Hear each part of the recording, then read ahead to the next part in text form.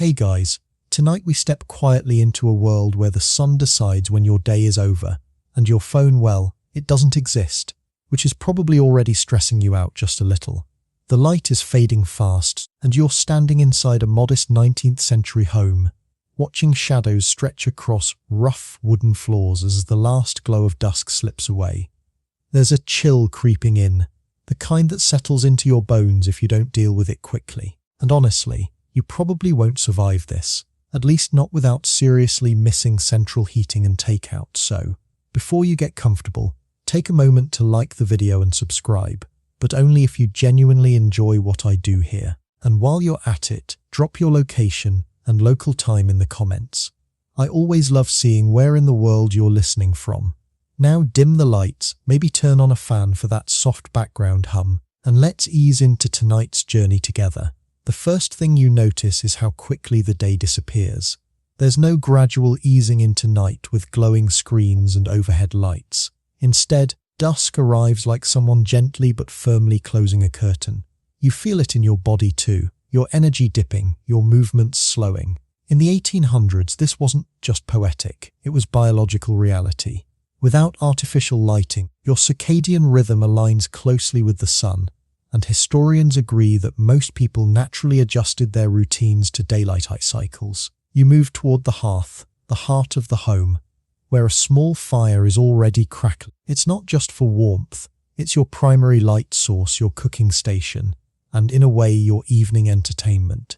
You crouch slightly, extending your hands toward the flames, feeling that immediate comforting heat. It smells faintly of wood smoke and something earthy, maybe the remnants of the day's cooking. Lighting is precious here. Candles exist, of course, but they're not something you burn carelessly unless you enjoy the idea of spending a small fortune on wax. Many households rely on tallow candles made from animal fat, which burn with a dim, slightly greasy flame and a smell that would absolutely not pass modern home fragrance standards. Think less vanilla bean dream and more subtle essence of yesterday's dinner. You watch as someone, maybe another member of the household, carefully trims a wick and lights a candle anyway. The flame flickers, casting long, uneven shadows across the walls.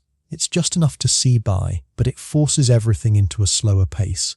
Read possible, but your eyes will complain. Sewing? Sure. If you enjoy squinting like you're deciphering ancient runes, there's a quiet rhythm to this moment. Outside, the world is dimming into silhouettes. Inside, the house feels smaller, cozier, almost like it's drawing inward with the coming night.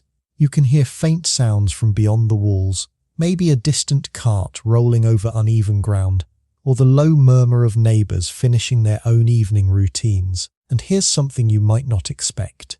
Evenings in the 1800s aren't necessarily silent or solemn. In fact, they can be surprisingly lively, depending on the household. But right now, in this early phase, there's a kind of transition happening. A shift from the labour of the day to whatever comes next. You take us perhaps on a simple wooden chair or a bench worn smooth by years of use. Comfort is relative. Upholstery isn't exactly plush, and you're very aware of it. You shift a bit, trying to find a position that doesn't remind you of every life choice that led you here. As your eyes adjust, you notice the details of the room more clearly. The walls may be bare or sparsely decorated. Furniture is functional, built to last rather than impress. Every object has a purpose and very little is wasted.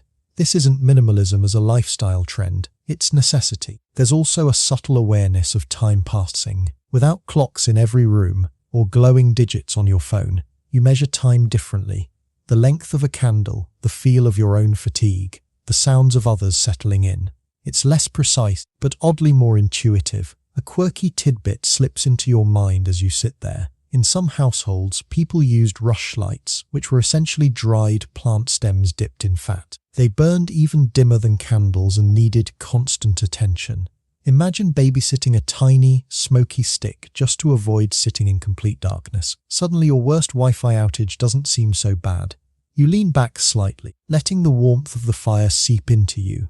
There's a comfort here, but also a certain vulnerability. The darkness outside feels deeper without streetlights or passing cars. It's just night, thick, quiet, and a little mysterious. Historians still argue whether people in the 1800s felt this darkness as something comforting or unsettling.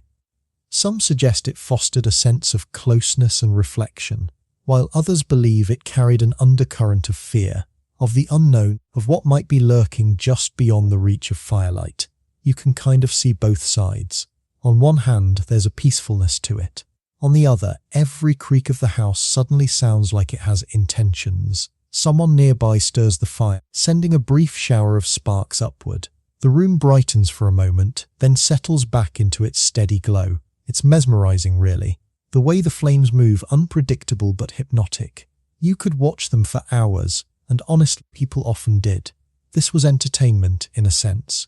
Not exactly binge-watching, but it gets the job done. Your stomach gives a small, polite reminder that food is coming soon, or at least you hope it is. Evening meals in the 1800s are a central part of daily life, not just for sustenance, but for structure. They mark the transition from work to rest, from individual tasks to shared experience.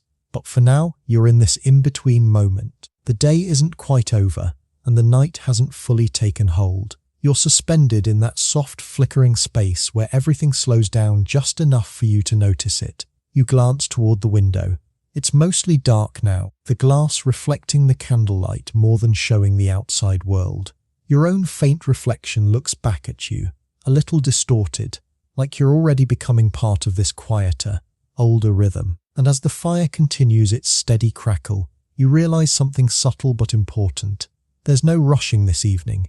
No notifications, no deadlines pinging at you, no endless scroll pulling your attention in a dozen directions. Just the fire, the fading light, and the long, unhurried stretch of night ahead.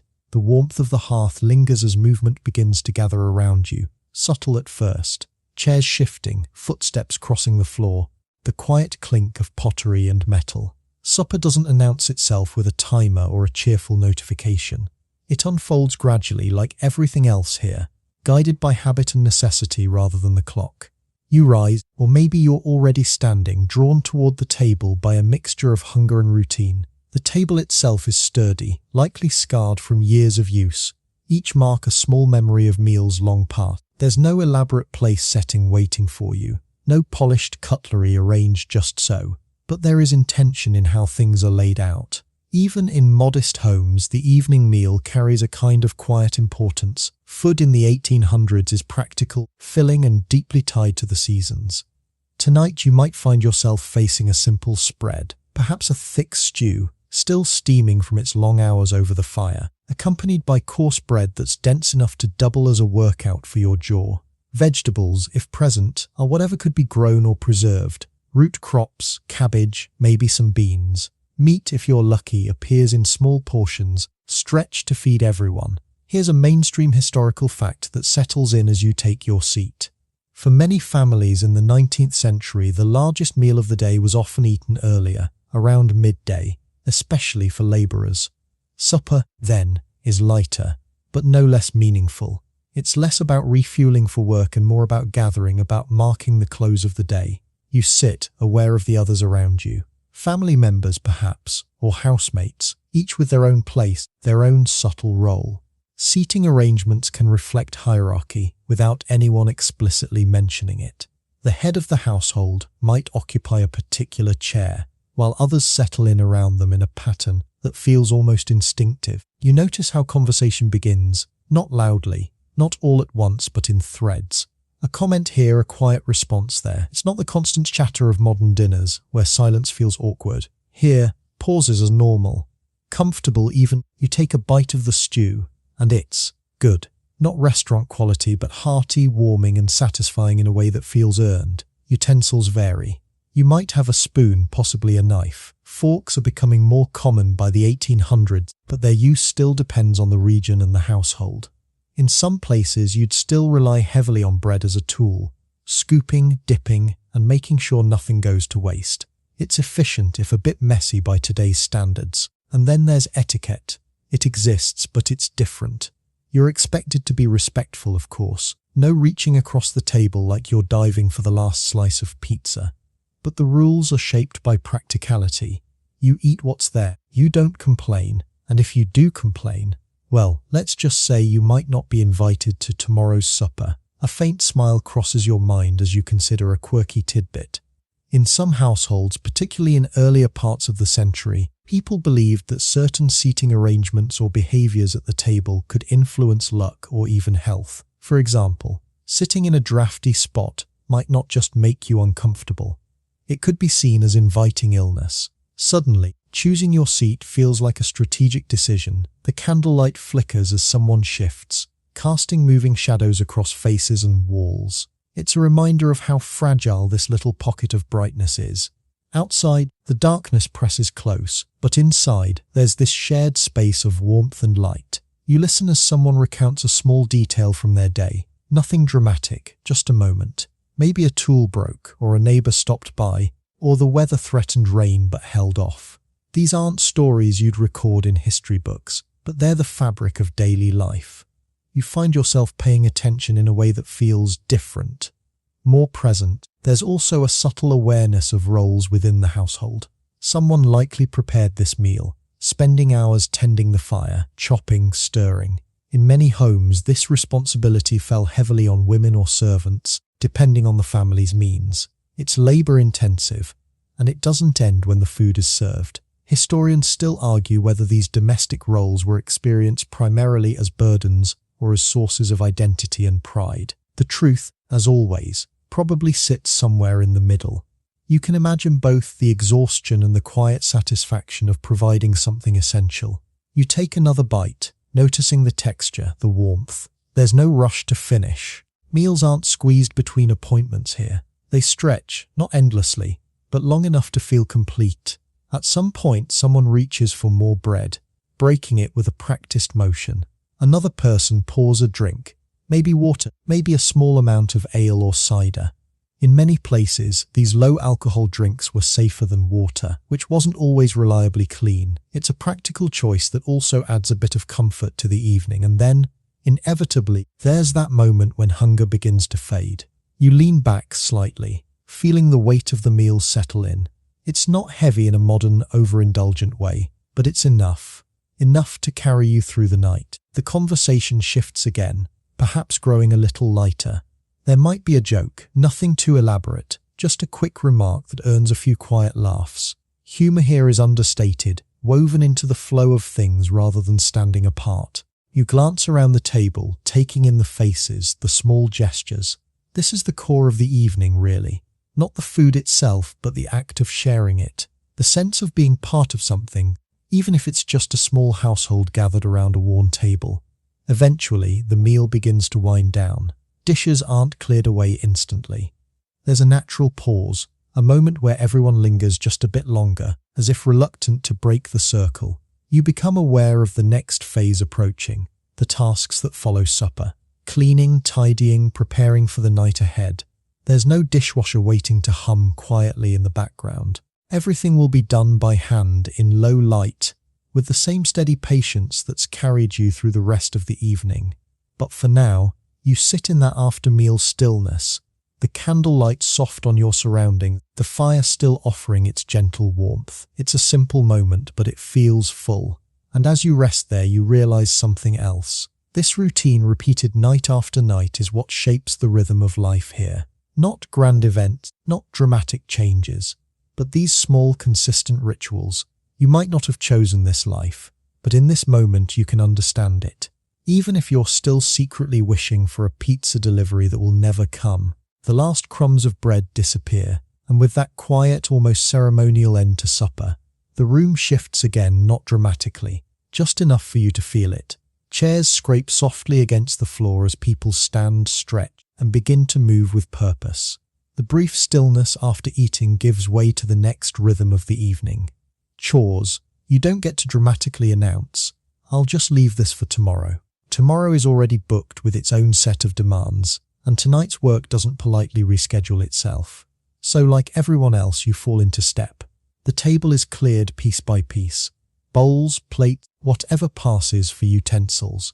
They're gathered and carried to a basin or a simple washing area.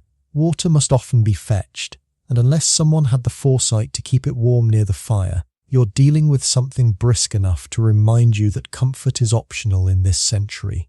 You roll up your sleeves, metaphorically or literally, and begin. Washing dishes in the 1800s is less about sparkling perfection and more about functionality. A cloth, some water, maybe a bit of lye-based soap if the household has it. These are your tools. You scrub, rinse and set items aside to dry, all by the faint, flickering light of a candle that seems to be working just as hard as you are. Here's a grounded historical fact. Before the widespread availability of running water, most households relied on manually carried water for all domestic tasks, from cooking to cleaning. That means every dish you wash represents not just effort now, but effort earlier in the day when that water was hauled in. Suddenly, leaving a dirty plate feels like a much bigger decision. The candle sputters slightly, and you instinctively glance at it. You're always aware of the flame, how long it will last, whether it might drip wax, whether it might go out at the worst possible moment. Lighting isn't something you take for granted, it's something you manage. Nearby, someone else might be engaged in mending. A small tear in a shirt, a loose button, these aren't things you toss aside for later, or replace with a quick online order. Clothing is valuable, often handmade or at least carefully acquired, and it's expected to last. You watch as nimble fingers guide a needle through fabric, the thread catching the light in brief flashes. You might even take up a needle yourself, though your modern instincts are probably whispering, there must be an easier way. There isn't. This is the way. And here's a quirky tidbit that might make you glance at your own outfit with newfound appreciation. In some households, fabric scraps were saved obsessively, reused for patches, quilts, or even stuffing. Nothing wasted, ever. That pile of miscellaneous stuff in your home suddenly feels less like clutter and more like a missed opportunity for 19th century level efficiency. The room fills with these small, purposeful actions. Someone sweeps the floor with a simple broom, gathering the day's dust and debris into a neat pile. Another tends to the fire, adjusting logs to ensure it burns safely through the evening without consuming more fuel than necessary. Every movement has intent, shaped by experience and necessity. You notice how the light changes as you move around. Away from the hearth, the candlelight feels thinner, more fragile. Shadows deep, corners of the room slipping into near darkness. You find yourself sticking close to the light, not out of fear exactly, but because it's simply easier. There's a quiet companionship in this shared work. Conversation continues, but it's softer now, more intermittent. Words are exchanged between tasks, woven into the rhythm of movement. You might comment on a particularly stubborn stain or the state of a worn-out sleeve, earning a brief response before attention returns to the task at hand. Historians still argue whether these evening chores were experienced as communal bonding or simply as unavoidable labor. From where you stand, it feels like both. There's a sense of togetherness, yes, but also a clear understanding that this work must be done, regardless of how anyone feels about it. Your hands grow slightly tired, your back reminding you that posture in the 1800s isn't exactly optimized for ergonomic comfort. You shift your weight, maybe stretch a little, then continue. There's no rush, but there's also no skipping steps. At some point, you become aware of the sounds. The soft scrape of a brush, the gentle clink of dishes, the faint crackle of the fire. It's a quiet symphony of domestic life, one that might have faded into the background for those who lived it daily, but for you it's strangely calming. You glance toward the door or window again. Outside is fully dark now, the kind of darkness that feels complete, uninterrupted by artificial light. It's a reminder of how self-contained this space is. This small circle of warmth and activity surrounded by a much larger, unseen world. There's also an underlying awareness of resourcefulness. Every task is done with care because resources are limited. Water, fuel, fabric, time, they all matter. You can't afford to be careless, and over time, that necessity shapes habits into something almost instinctive. You finish washing a final dish, setting it aside with the others. Your hands are a little rougher now, the skin feeling the effects of water and work. You dry them on a cloth that's seen better days, but still serves its purpose. Nearby, the mending is nearly done. The tear is closed, the button secured. It's not perfect, but it's strong, and that's what matters.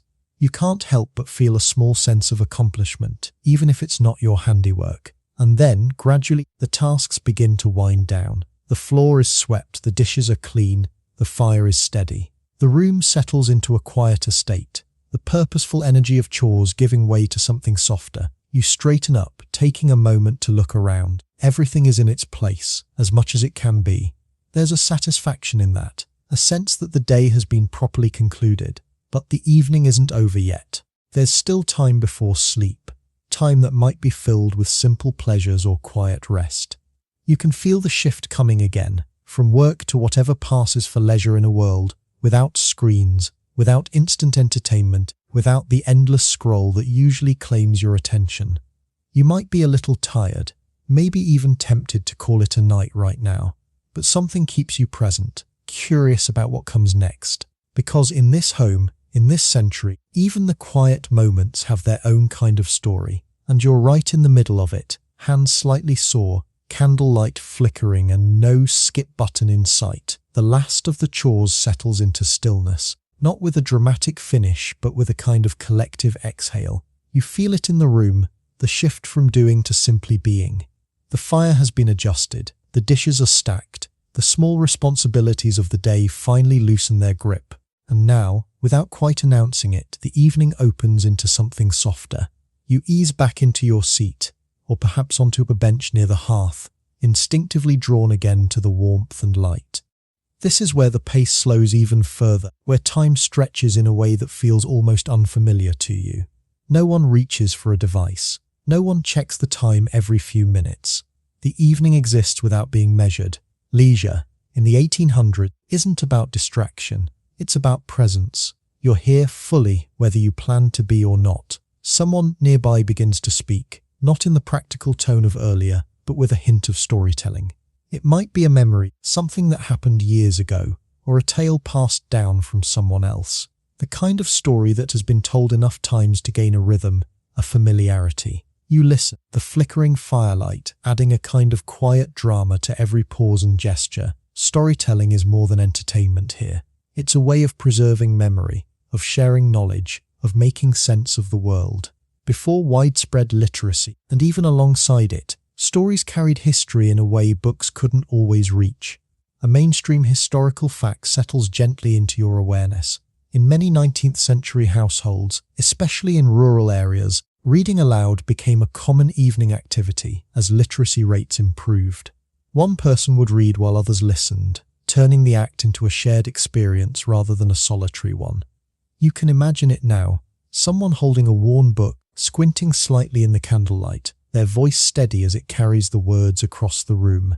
Maybe tonight, that's exactly what happens. A book is brought out, its pages slightly rough, its binding not quite perfect but still intact. The reader clears their throat softly and begins. The words come slowly at first, careful and deliberate, then more fluid as the rhythm takes hold.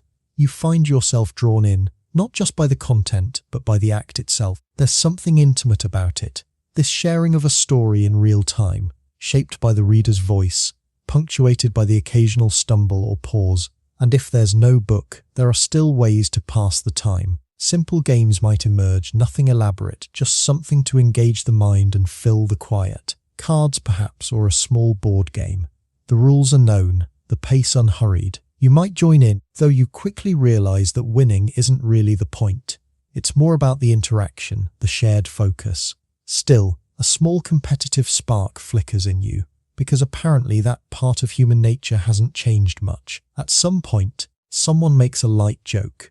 Something about the game, or the day, or even the stubbornness of that one dish you scrubbed earlier. It earns a few chuckles, soft but genuine. Humor here doesn't need to be loud to land. And then there are the quieter moments. Someone might simply sit, hands folded, gazing into the fire. Another might continue a bit of mending, more out of habit than necessity. You notice how comfortable people are with silence. It's not something to fill, it's something to inhabit. Here's a quirky tidbit that slips in as you observe. In some parts of the 1800s, people believed that certain quiet evening activities, like spinning or sewing, could influence dreams or even protect against bad luck. Whether or not that's true is questionable, but it does add an extra layer of meaning to what might otherwise seem like simple tasks. You shift slightly, adjusting your position as the warmth of the fire reaches you. Your body feels the day now, the accumulated effort, the subtle fatigue that wasn't noticeable while you were busy. It's not overwhelming, just present. The candle burns lower, its flame smaller but steady. You're aware of its lifespan, of how much longer it might last. It becomes part of the evening's rhythm, a quiet countdown that no one explicitly acknowledges. Historians still argue whether people in this era experienced leisure as truly restful, or if it remained tinged with the awareness of ongoing responsibilities. Sitting here, you can feel both. There's relaxation, certainly, but also a sense that rest is earned, not assumed. You glance around the room again, noticing the way the light plays across familiar objects. The table now cleared, the chairs slightly worn, the small details that make up this space. It's not grand, not luxurious, but it's lived in, shaped by daily use. There's also a kind of mental space opening up. No news updates, no endless stream of content. Your thoughts have room to wander. You might reflect on the day, or think about tomorrow, or simply let your mind drift in a way that feels surprisingly natural. At some point, the activity, whatever form it's taken, begins to taper off. The story reaches a stopping point. The game concludes. The last thread is tied off. There's no abrupt ending, just a gradual easing into quiet. Someone yawns, not dramatically, just enough to signal what everyone is already feeling. The night has settled in fully now, and the body is ready to follow. You become aware of the sounds again. The fire, softer now. The faint creak of the house as it adjusts to the cooling air. Maybe the distant call of a night bird, or the whisper of wind against the walls. It's a different kind of quiet than earlier. Not the transitional hush of dusk, but a deeper, more settled stillness. You stretch slightly, feeling the pull of tired muscles. Your eyelids might be a bit heavier, your movements slower. There's no resisting it, and no real reason to try. Because here, in this moment, there's nothing left to prove, nothing left to finish. Just the slow, steady approach of sleep, waiting patiently at the edge of the firelight. And you, caught in that gentle space between waking and dreaming, where even the simplest evening begins to feel like something worth remembering. The final embers of conversation fade, just as the fire itself begins to settle into a softer glow, and you feel the shift without anyone needing to say it out loud. This is where the evening gives way to night, not abruptly, not ceremoniously, but in a slow, almost unnoticeable surrender. You rise, or maybe you're already halfway there, your body anticipating what comes next. Sleep in the 1800s isn't quite the uninterrupted 8-hour block you might be used to imagining. It's something more fluid, shaped by darkness, routine, and the limits of light itself. You move through the dim room, the candle now your small, flickering guide. Each step feels quieter than the last, as if the house itself is settling in alongside you.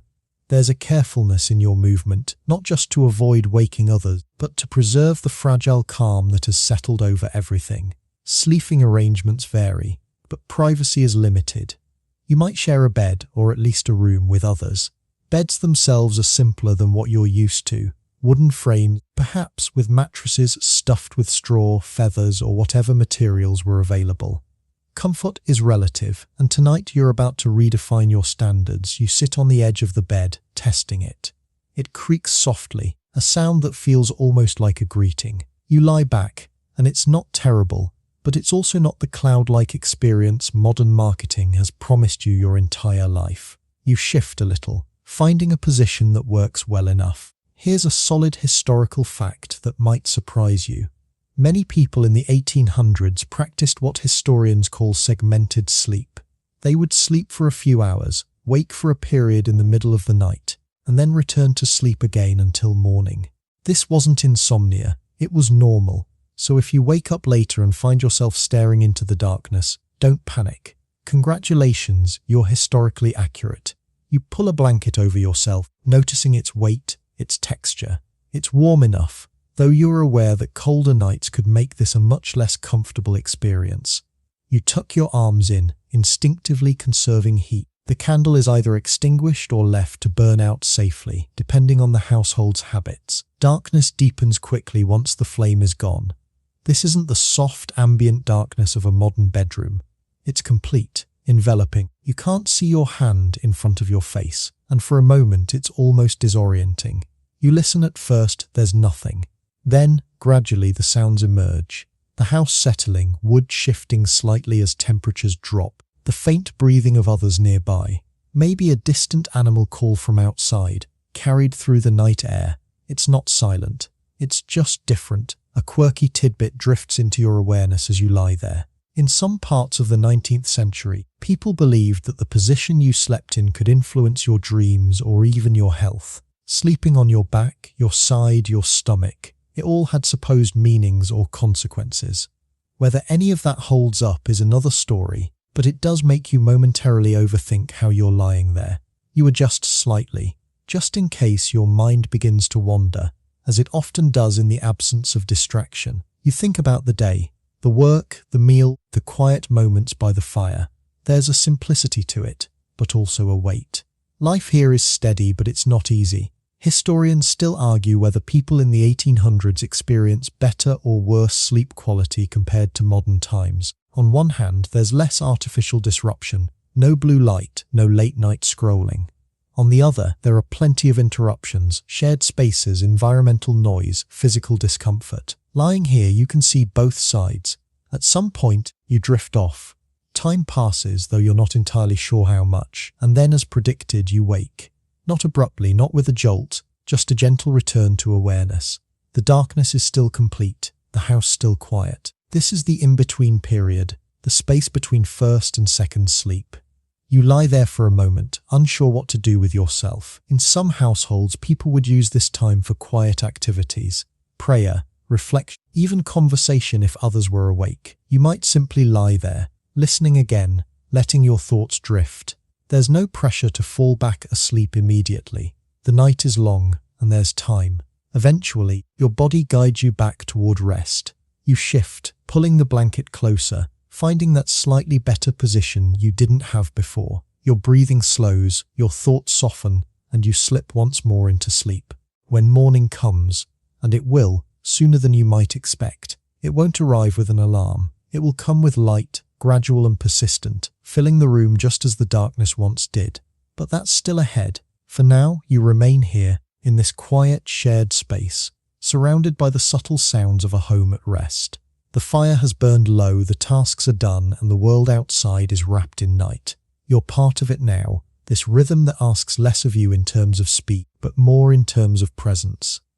And as you settle deeper into the mattress, into the darkness, into the steady, unhurried passage of time, there's a strange kind of comfort in knowing that nothing else is expected of you tonight. No messages to answer, no deadlines to meet, just sleep even if you do wake up in the middle of it, wondering briefly why it's so quiet, and why for once that quiet feels just right. Life inside a remote lighthouse in the 1800s. You don't so much arrive at the lighthouse as you're delivered to it. Like a parcel no one plans to pick up anytime soon. The boat that brought you here is already pulling away, its shape shrinking against the restless grey of the sea, leaving you standing on uneven rocks with the wind tugging insistently at your clothes. There's no dramatic farewell, no lingering wave, just distance growing by the second, and now it's you, and the tower, it rises beside you, solid and pale against the darkening sky, its height more imposing up close than it seemed from the water. You tilt your head back slightly, following its narrow windows upward to the lantern room perched at the top. That's your responsibility now. No pressure, the air smells of salt and something metallic, sharp enough to wake you up whether you want to be or not. Waves crash nearby with a steady, almost rhythmic force, sending up sprays that catch the fading light. You quickly realize that peaceful seaside retreat is not the vibe here. This is isolation with a soundtrack. You shift your footing on the damp rock, adjusting to the constant push of the wind. It doesn't gust and stop. It just keeps going like it's committed to the bit. Your hair, your clothes, your entire sense of balance are now at its mercy. There's no point lingering outside. You turn toward the heavy door at the base of the lighthouse, its surface worn by years of exposure. It opens with a bit of resistance, then gives way, revealing a dim interior that smells faintly of oil, stone, and something lived in. Inside, the wind softens but doesn't disappear. It hums faintly through the structure, a low, constant presence. The door shuts behind you with a solid thud, and just like that, the outside world feels farther away. You stand for a moment, letting your eyes adjust. The interior is narrow, practical. A spiral staircase curls upward along the inner wall, disappearing into shadow. Below, a small living space, basic but functional, waits for you. A table, a chair, a bed. Everything you need and nothing you don't. Here's a grounding historical fact. In the 1800s, lighthouse keepers were often required to live on site for extended periods, sometimes with their families, but frequently in near total isolation depending on the location. Relief keepers might come, but not always regularly, which means yes, this is home now. You take a few steps inside, your boots echoing faintly against the stone floor. There's a stillness here that feels different from the quiet of a house. It's not just the absence of sound, it's the absence of people, of movement, of anything unpredictable except the sea itself. A small window offers a view outside, but it's less of a scenic panorama and more of a reminder. Water in every direction, stretching out until it meets the horizon. No roads, no neighbours, no quick trips to anywhere. You exhale slowly, setting down whatever small belongings you've brought with you. There's not much space for them, and honestly, not much need. Life here is pared down to essentials. A faint creak from above draws your attention. It's just the structure settling, or the wind finding its way through some unseen gap.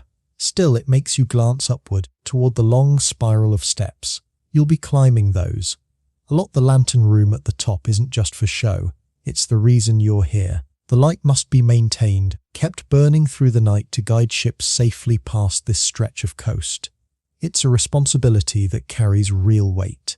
Out there, beyond what you can see, people are depending on that light. No pressure again. You approach the staircase, placing a hand on the central column as you begin to climb. The steps are worn from years of use, each one slightly uneven.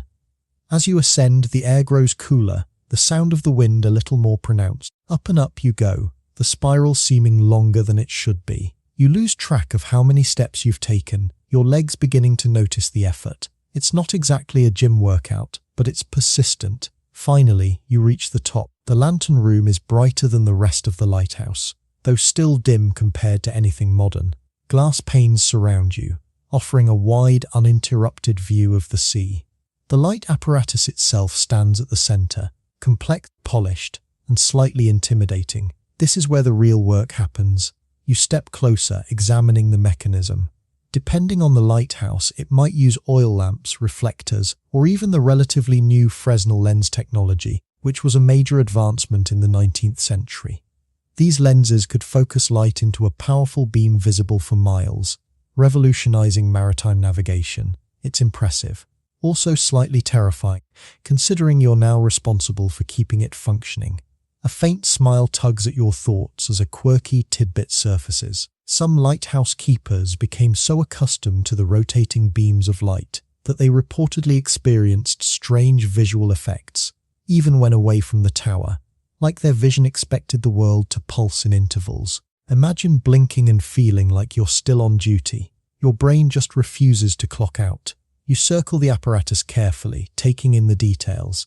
Everything needs to be clean, aligned, and fueled. Salt from the sea can build up quickly, and even a small issue could reduce the light's effectiveness. Historians still argue whether lighthouse keepers experience their isolation as peaceful solitude or as a form of psychological strain. Standing here, with the vast sea stretching out in every direction, you can feel the edge of both. There's beauty in the view, certainly, but also a sense of being very, very alone. You glance out through the glass. The light is fading now, the sky shifting toward deeper shades. Soon, the lantern will need to be lit, its beam cutting through the darkness.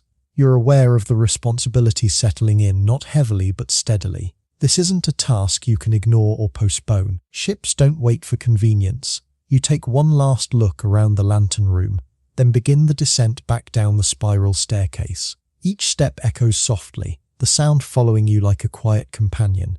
Back at the base, the small living space feels slightly more familiar now, though still new in that way that hasn't quite settled into comfort. You move about, perhaps adjusting a few things, finding places for what little you have. Outside, the wind continues its endless conversation with the sea. Inside, you're beginning to understand the rhythm of this place, a rhythm defined by cycles of light and dark, of maintenance and waiting. There's no crowd here, no background noise of distant lives overlapping with yours. Just the tower, the sea, and the steady passage of time. And you, right at the center of it, no notifications, no quick exits, just you and a very tall job description. You don't get long to stand around contemplating the poetic loneliness of your new life, because the lighthouse, your lighthouse now, demands attention almost immediately. The sun has dipped low enough to remind you that night is coming, and with it, your primary responsibility. The light must be ready. You make your way back up the spiral staircase, already feeling more familiar with its rhythm, though your legs might quietly disagree.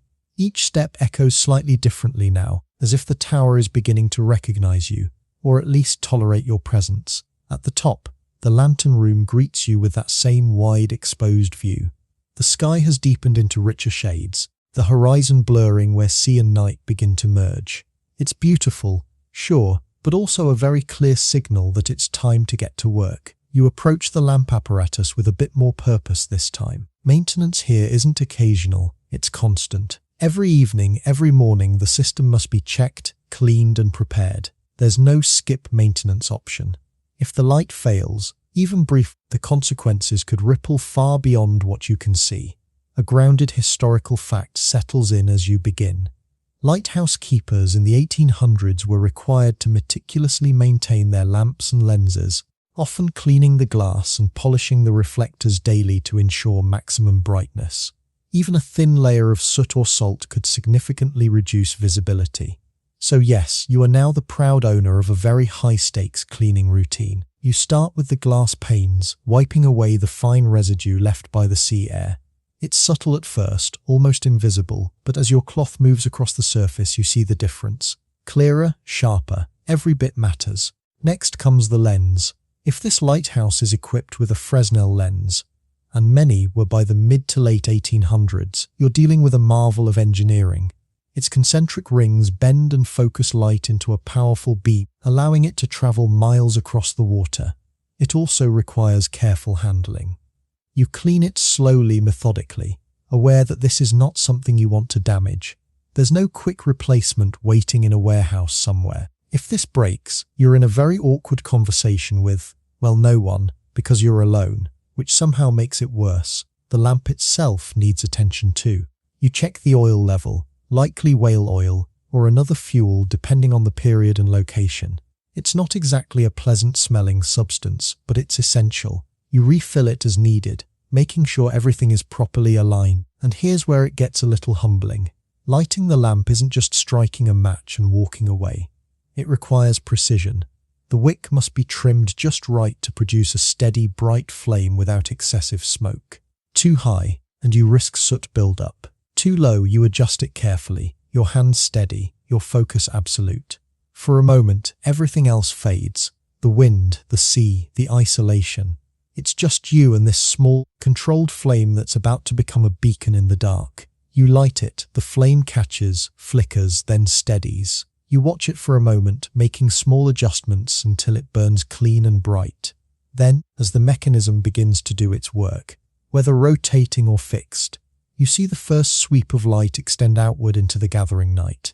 It's subtle at first, but then unmistakable. A beam cutting through darkness, reaching farther than you can see. And just like that, you're on duty. A small, almost amused thought crosses your mind as a quirky tidbit surfaces. Some lighthouse keepers developed an almost superstitious relationship with their lamps, believing that a well-behaved flame meant a calm night, while a flickering or stubborn one hinted at trouble ahead. Whether there's any truth to that is questionable, but you can't help glancing at the flame with a bit of curiosity. So far, so good, but your work isn't done. Not even close. Maintenance continues throughout the night. You'll need to check the lamp regularly, ensure the wick remains properly trimmed, and keep an eye on the mechanism. If it's a rotating light, it may rely on clockwork that needs to be wound periodically. Yes, like an oversized, extremely important watch. You locate the winding mechanism and give it the necessary turns, feeling the resistance as it tightens. This is what keeps the light moving, creating that distinct pattern that ships recognize. Each lighthouse has its own signature, its own rhythm of light and dark. Out there, somewhere beyond your view, Sailors are watching for it. Historians still argue whether lighthouse keepers felt a strong connection to the sailors they served, or if the distance made it all feel abstract. Standing here, watching your light sweep across the water, you can imagine both. You don't see the ships, not clearly, but you know they're there, and they're counting on this. You step back slightly, taking in the full effect of the lantern room now alive with purpose. The glass reflects faint glimmers of the flame, the lens amplifies its reach, and the darkness outside seems just a little less absolute. Still, the elements don't take a break just because you've done your job. The wind continues to press against the tower, rattling faintly at the panes. The sea answers with its endless motion, waves crashing and receding in a rhythm that feels both constant and unpredictable. You remain alert, moving occasionally to check each part of the system. It's repetitive, yes, but not mindless. Each action carries weight, a quiet understanding that this routine is what keeps everything functioning. Time moves differently here. Without the usual markers, you measure it in tasks completed, in the steady burn of the lamp, in the gradual deepening of the night. At some point, you lean slightly against the wall, allowing yourself a brief pause. The light continues its sweep, the mechanism ticking softly. For a moment, you just watch. It's oddly calming, this repetition, the predictability of it. In a world that's otherwise defined by isolation and the unpredictable force of nature, this is something you can control, mostly, because of course, things can go wrong. A sudden gust, a mechanical issue, an unexpected drop in fuel. Any number of small problems could become big ones if left unattended. So even in your brief rest, there's an awareness, a readiness to act. You glance out again, trying to spot any sign of movement on the water. It's difficult. The night has taken hold, and the sea blends into the sky in a way that erases boundaries. But your light is out there, cutting through it all, and you're the one keeping it alive. No pressure, just an entire coastline depending on you not messing up a glorified lantern. You straighten slightly, returning to your quiet rounds, your steps measured, your attention steady. The night is long and your work is just beginning. But for now, the light burns bright, and that's enough. The rhythm settles in before you fully notice it, less like a schedule and more like a tide you've quietly stepped into. There's no dramatic shift marking the passage from one day to the next. Instead, time folds in on itself, repeating patterns that feel both grounding and, if you're not careful, a little too endless. Morning doesn't burst into the lighthouse. It seeps in. A pale grey light filters through the windows, softer than you might expect, as though the sun itself is hesitant to fully commit to this isolated place. You're already awake, or at least not fully asleep, because the night never really lets go of you completely. You rise, feeling the subtle stiffness from yesterday's work, and the climb up those spiraling steps that you're beginning to suspect were designed by someone with a personal vendetta against your legs. Still, there's no time for dramatic complaints. The lamp must be checked, cleaned, and prepared for the next cycle. Up you go again. The lantern room greets you with a different mood in daylight. Where it was dramatic and almost otherworldly at night, it now feels exposed, practical. The glass shows every smudge, every trace of salt left behind by the sea air, and there will be salt. You begin the routine again, cleaning, checking, adjusting. It's methodical, almost meditative. Your hands move with a bit more confidence now, the unfamiliarity of your first day giving way to a growing sense of competence. Here's a grounded historical fact. Lighthouse keepers were often required to log their daily activities, including weather conditions, maintenance tasks, and any sightings of ships. These logbooks became official records, sometimes used in investigations if a maritime incident occurred. So yes, you're not just a keeper of the light. You're also its official chronicler. You find the logbook, its pages already filled with careful handwriting from whoever came before you. Entries note wind direction, visibility, the condition of the lamp. You add your own, your handwriting perhaps a little uneven at first, as you adjust to writing in this environment. Clear morning, light maintained, wind steady. It feels simple, but there's a quiet weight to it. This record might matter someday, even if you never know when or why. The day stretches ahead, and here's where the true nature of lighthouse life begins to settle in. There is a lot of same. You descend the stairs again, your steps more automatic now. The living quarters feel smaller in daylight, their simplicity more apparent without the softening effect of candlelight. There's no clutter, no excess, just the essentials arranged for function. You find something to eat, nothing elaborate, just enough to sustain you. Meals here are solitary unless you're one of the few keepers stationed with family or assistants. The quiet of eating alone is different from the quiet of a shared table. It's not uncomfortable exactly, but it does give your thoughts more room than they're used to, and your thoughts will take that space. The wind continues its constant presence, occasionally rising in pitch as it moves around the tower. The sea answers in its own voice, waves breaking with a force that never quite becomes background noise. Together they create a kind of endless conversation that you're now part of, whether you like it or not. A quirky tidbit surfaces as you sit there. Some lighthouse keepers reported naming the sounds they heard, the wind, the waves, even the creaks of the tower, as if giving them identities made the isolation easier to bear. You can see the appeal. That particularly persistent whistle through a crack in the wall definitely feels like it deserves a name. Maybe not a friendly one. You glance around, half expecting the place to respond. It doesn't. But the idea lingers. The hours pass in small tasks, checking supplies, tidying the already tidy space, inspecting the structure for any signs of wear or damage. There's always something to do, but rarely anything urgent. At least, not during calm weather. And that's the thing about this life. It's balanced on the edge of unpredictability. Most days are steady, repetitive. But when something changes, when a storm rolls in, when equipment fails, it demands everything from you. Historians still argue whether this kind of routine fostered resilience or led to mental strain over time. Sitting here, with the same view stretching endlessly before you, you can feel how it might go either way. The predictability is comforting, but it can also blur the edges of time. You might find yourself wondering what day it is, not in a dramatic, lost all sense of reality way, just in that quiet, do I actually need to know, kind of. The afternoon light shifts gradually, the sky changing in subtle tones that you begin to notice more than you would in a busier life. Without distractions, even small changes become significant.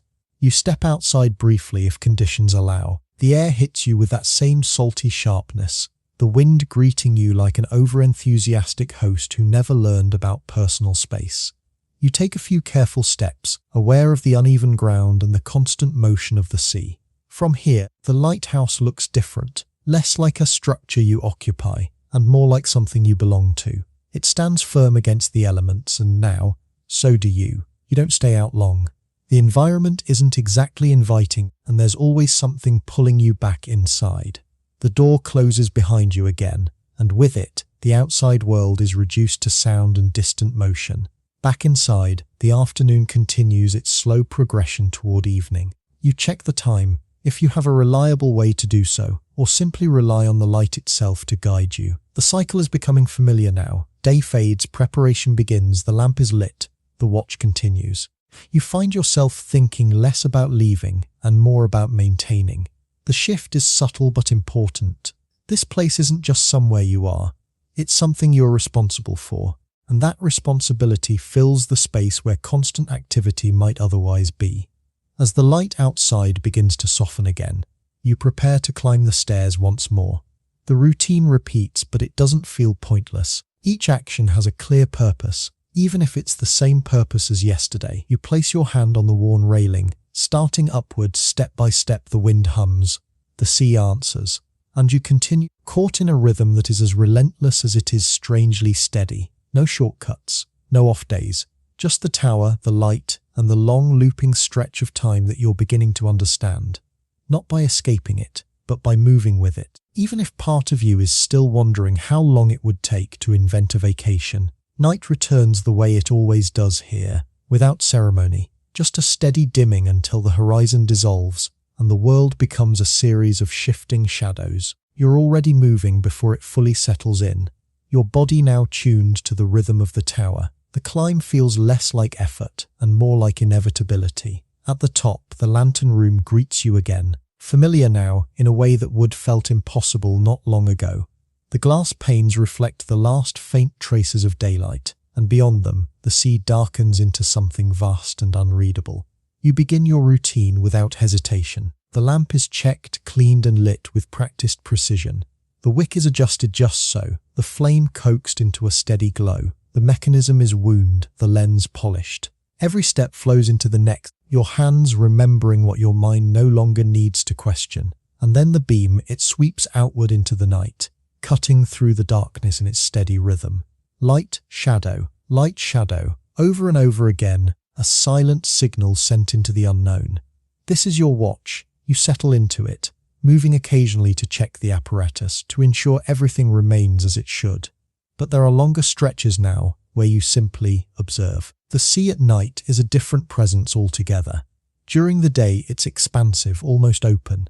At night, it feels deeper, more mysterious. You can't see its full shape, only fragments, reflections of your own light catching on restless waves. You lean slightly toward the glass, scanning the distance, and then eventually you see it. A faint glow, far off, barely distinguishable from the darkness. A ship. It's not dramatic. There's no sudden music swell, no cinematic reveal. Just a small, steady light moving slowly across the horizon. But the moment you notice it, something shifts. That's why you're here. A quiet realization settles in as you watch it. That distant vessel with its unseen crew is navigating by signals like yours. They may not know you, may never think about the person inside this tower, but your light is part of their journey. Here's a grounded historical fact. Before modern navigation system, lighthouses were essential for maritime safety, helping ships identify coastlines, avoid hazards and determine their position. Each lighthouse had a unique light pattern, allowing sailors to distinguish one from another, which means that little rhythm you've been maintaining. The steady sweep of light isn't just routine, it's a language. You watch the ship for a while, its movement slow but steady. It doesn't come closer to you, not directly. It passes at a distance, guided by the awareness of where you are, rather than a need to reach you. It's a strange kind of connection, important but fleeting. A faint smile crosses your thoughts as a quirky tidbit surfaces. Some lighthouse keepers, desperate for any form of interaction, would note passing ships in detail, or even imagine stories about the people aboard them. Names, destinations, entire lives constructed from a single moving light on the horizon. You can see how that might happen. You might even catch yourself doing it now. Cargo vessel, you think. Probably heading somewhere warmer. Definitely better food. The ship continues on its way, its light gradually fading into the distance until it becomes just another part of the night. And just like that, the moment passes, but the watch continues. The wind picks up slightly, pressing against the tower with renewed energy. You hear it more clearly up here, a steady force that never quite rests. The glass panes rattle faintly, and you instinctively check them, ensuring everything is secure. The flame flickers for a moment, reacting to a subtle change in airflow. You adjust it quickly, bringing it back to a steady burn. It's a small action, almost automatic now, but it carries that same quiet weight. Historians still argue whether lighthouse keepers felt a deep sense of purpose from these nightly watches, or if the repetition dulled their sense of meaning over time. Standing here, watching the beam sweep endlessly across the sea, you can feel both possibilities. There's purpose, undeniably. But there's also repetition. The hours stretch. You move through your checks, your brief moments of stillness. Time doesn't rush here. It lingers, expands, folds back on itself. At some point, you step away from the glass and sit, just for a moment. The light continues its work without interruption, the mechanism ticking softly in the background. You listen to it, that steady, reliable sound. Turn, sweeps almost hypnotic. You might feel your eyelids grow a little heavier, your body reminding you that night is meant for rest, but you can't fully give in to that. Not here, not now, so you stand again, moving, staying awake, staying aware. Outside, the sea continues its endless motion. Inside, the tower holds steady, a narrow column of light and responsibility in the vastness of night. Another distant glow might appear, or maybe not. Some nights are busier than others. Some pass with nothing but darkness and your own thoughts. And your thoughts, they wander. You think about the world beyond this place. The towns, the roads, the lives moving forward in ways that feel distant now. It's not that they're gone, they're just not here. Here there is only this, the tower, the light, the watch. You move once more to the lamp, checking the wick, adjusting it slightly. The flame responds, steadying again. It's a small interaction, but one that reinforces your role in this quiet system. You are the keeper. And as the night deepens, as the wind hums and the sea answers, as the beam continues its endless sweep into darkness, you remain at your post, not because anyone is watching, but because someone somewhere might be. And that's enough to keep you here, awake in the lantern room, guarding a light that never truly belongs to you, but depends on you all the same. Even if, just for a moment, you wonder what it would feel like to be on that distant ship instead, heading anywhere else. The night doesn't end so much as it thins out. At first, it's barely noticeable, a slight softening of the darkness beyond the glass, a faint suggestion that the horizon is still there, waiting to reappear. You're still moving through your watch, still checking the lamp, still listening to the steady rhythm of the mechanism. But something in the air begins to shift. Morning is coming. You stand near the lantern, watching as the beam continues its sweep, now less alone in the world than it was hours ago. The sky slowly lifts from black to deep grey, then to a muted blue that spreads cautiously across the sea. It's not dramatic, no grand sunrise performance, just a gradual return of visibility, and with it a quiet sense of release. Your watch is nearing its end. You move through the final checks with the same care as before, though there's a subtle easing in your movements now. The lamp has held steady through the night. The mechanism has done its work. No emergencies, no sudden failures. A good night by lighthouse standards. Here's a grounded historical fact. Lighthouse keepers were often required to extinguish the light at dawn to conserve fuel and prevent unnecessary wear on the lamp. It wasn't just about letting the sun take over. It was about efficiency and preservation. So you prepare to do just that. You approach the lamp, your movements deliberate. The flame, steady and reliable, has been your constant companion through the long hours of darkness. And now as daylight strengthens, it's time to let it rest. You adjust the wick, slowly reducing the flame. It flickers slightly, then steadies at a lower intensity. You watch it for a moment, ensuring the process is controlled, careful. Then gently you extinguish it. The absence of the flame is immediate. The lantern room feels different without it. Quieter, less alive in a way. The glass now reflects the growing daylight instead of the warm glow of fire. You stand there for a moment, letting the transition settle in. A quirky tidbit drifts into your thoughts. Some lighthouse keepers reportedly felt a strange sense of loss when extinguishing the lamp each morning, as if they were ending a conversation that had lasted all night. It's an odd idea, but standing here now, you can almost understand it. The light wasn't just a task, it was a presence. And now it's gone, at least for a while. You begin the post-watch routine. The lamp must be cleaned again, any soot carefully removed, the lens inspected for salt or residue. Even after a smooth night, there's always maintenance to be done. The cycle never really stops. It just shifts efficiency, your hands already familiar with the process. What felt meticulous and slightly intimidating on your first night now feels manageable. Not easy, exactly, but known. Outside, the sea reveals itself again, its surface textured with light and motion. The same waves that felt mysterious and almost unknowable in the dark now appear more domain, though no less powerful. You glance out, half expecting to see a ship, but the horizon is mostly clear. If anything passed during those last quiet hours, it's already gone, leaving no trace but the memory of its brief presence. Historians still argue whether lighthouse keepers became more attuned to these subtle transitions, light to dark, presence to absence, or if the repetition caused them to blur together over time. Standing here, you feel a bit of both. Each moment is distinct, but also part of something larger, something continuous. You finish your tasks in the lantern room and take a final look around. The space feels different in daylight, less dramatic, more functional, but it still holds that quiet significance. This is where the night's work happens. This is where you keep watch. You turn and begin the descent, step by step. The spiral staircase carries you back down, each footfall a soft echo in the now brighter tower. The air warms slightly as you descend, the living quarters below coming into view. Back at the base, the space feels almost welcoming now. Familiar at least. You move through it with a bit more ease, your body already adjusting to its layout, its limits. You sit perhaps or lean back slightly, allowing yourself a moment to rest. Not sleep, not yet, but a pause. The kind that feels earned. The wind is still there, of course. It hasn't gone anywhere. It hums around the tower, a constant presence that you're beginning to accept rather than resist. The sea continues its endless motion, visible now through the window in shifting patterns of light. This is your environment, not temporary, not occasional. There's a subtle realization that settles in as you sit there. The isolation hasn't lessened. If anything, it's become clearer, but it's also less sharp, less jarring than it was when you first arrived. You've begun to fit into it just slightly.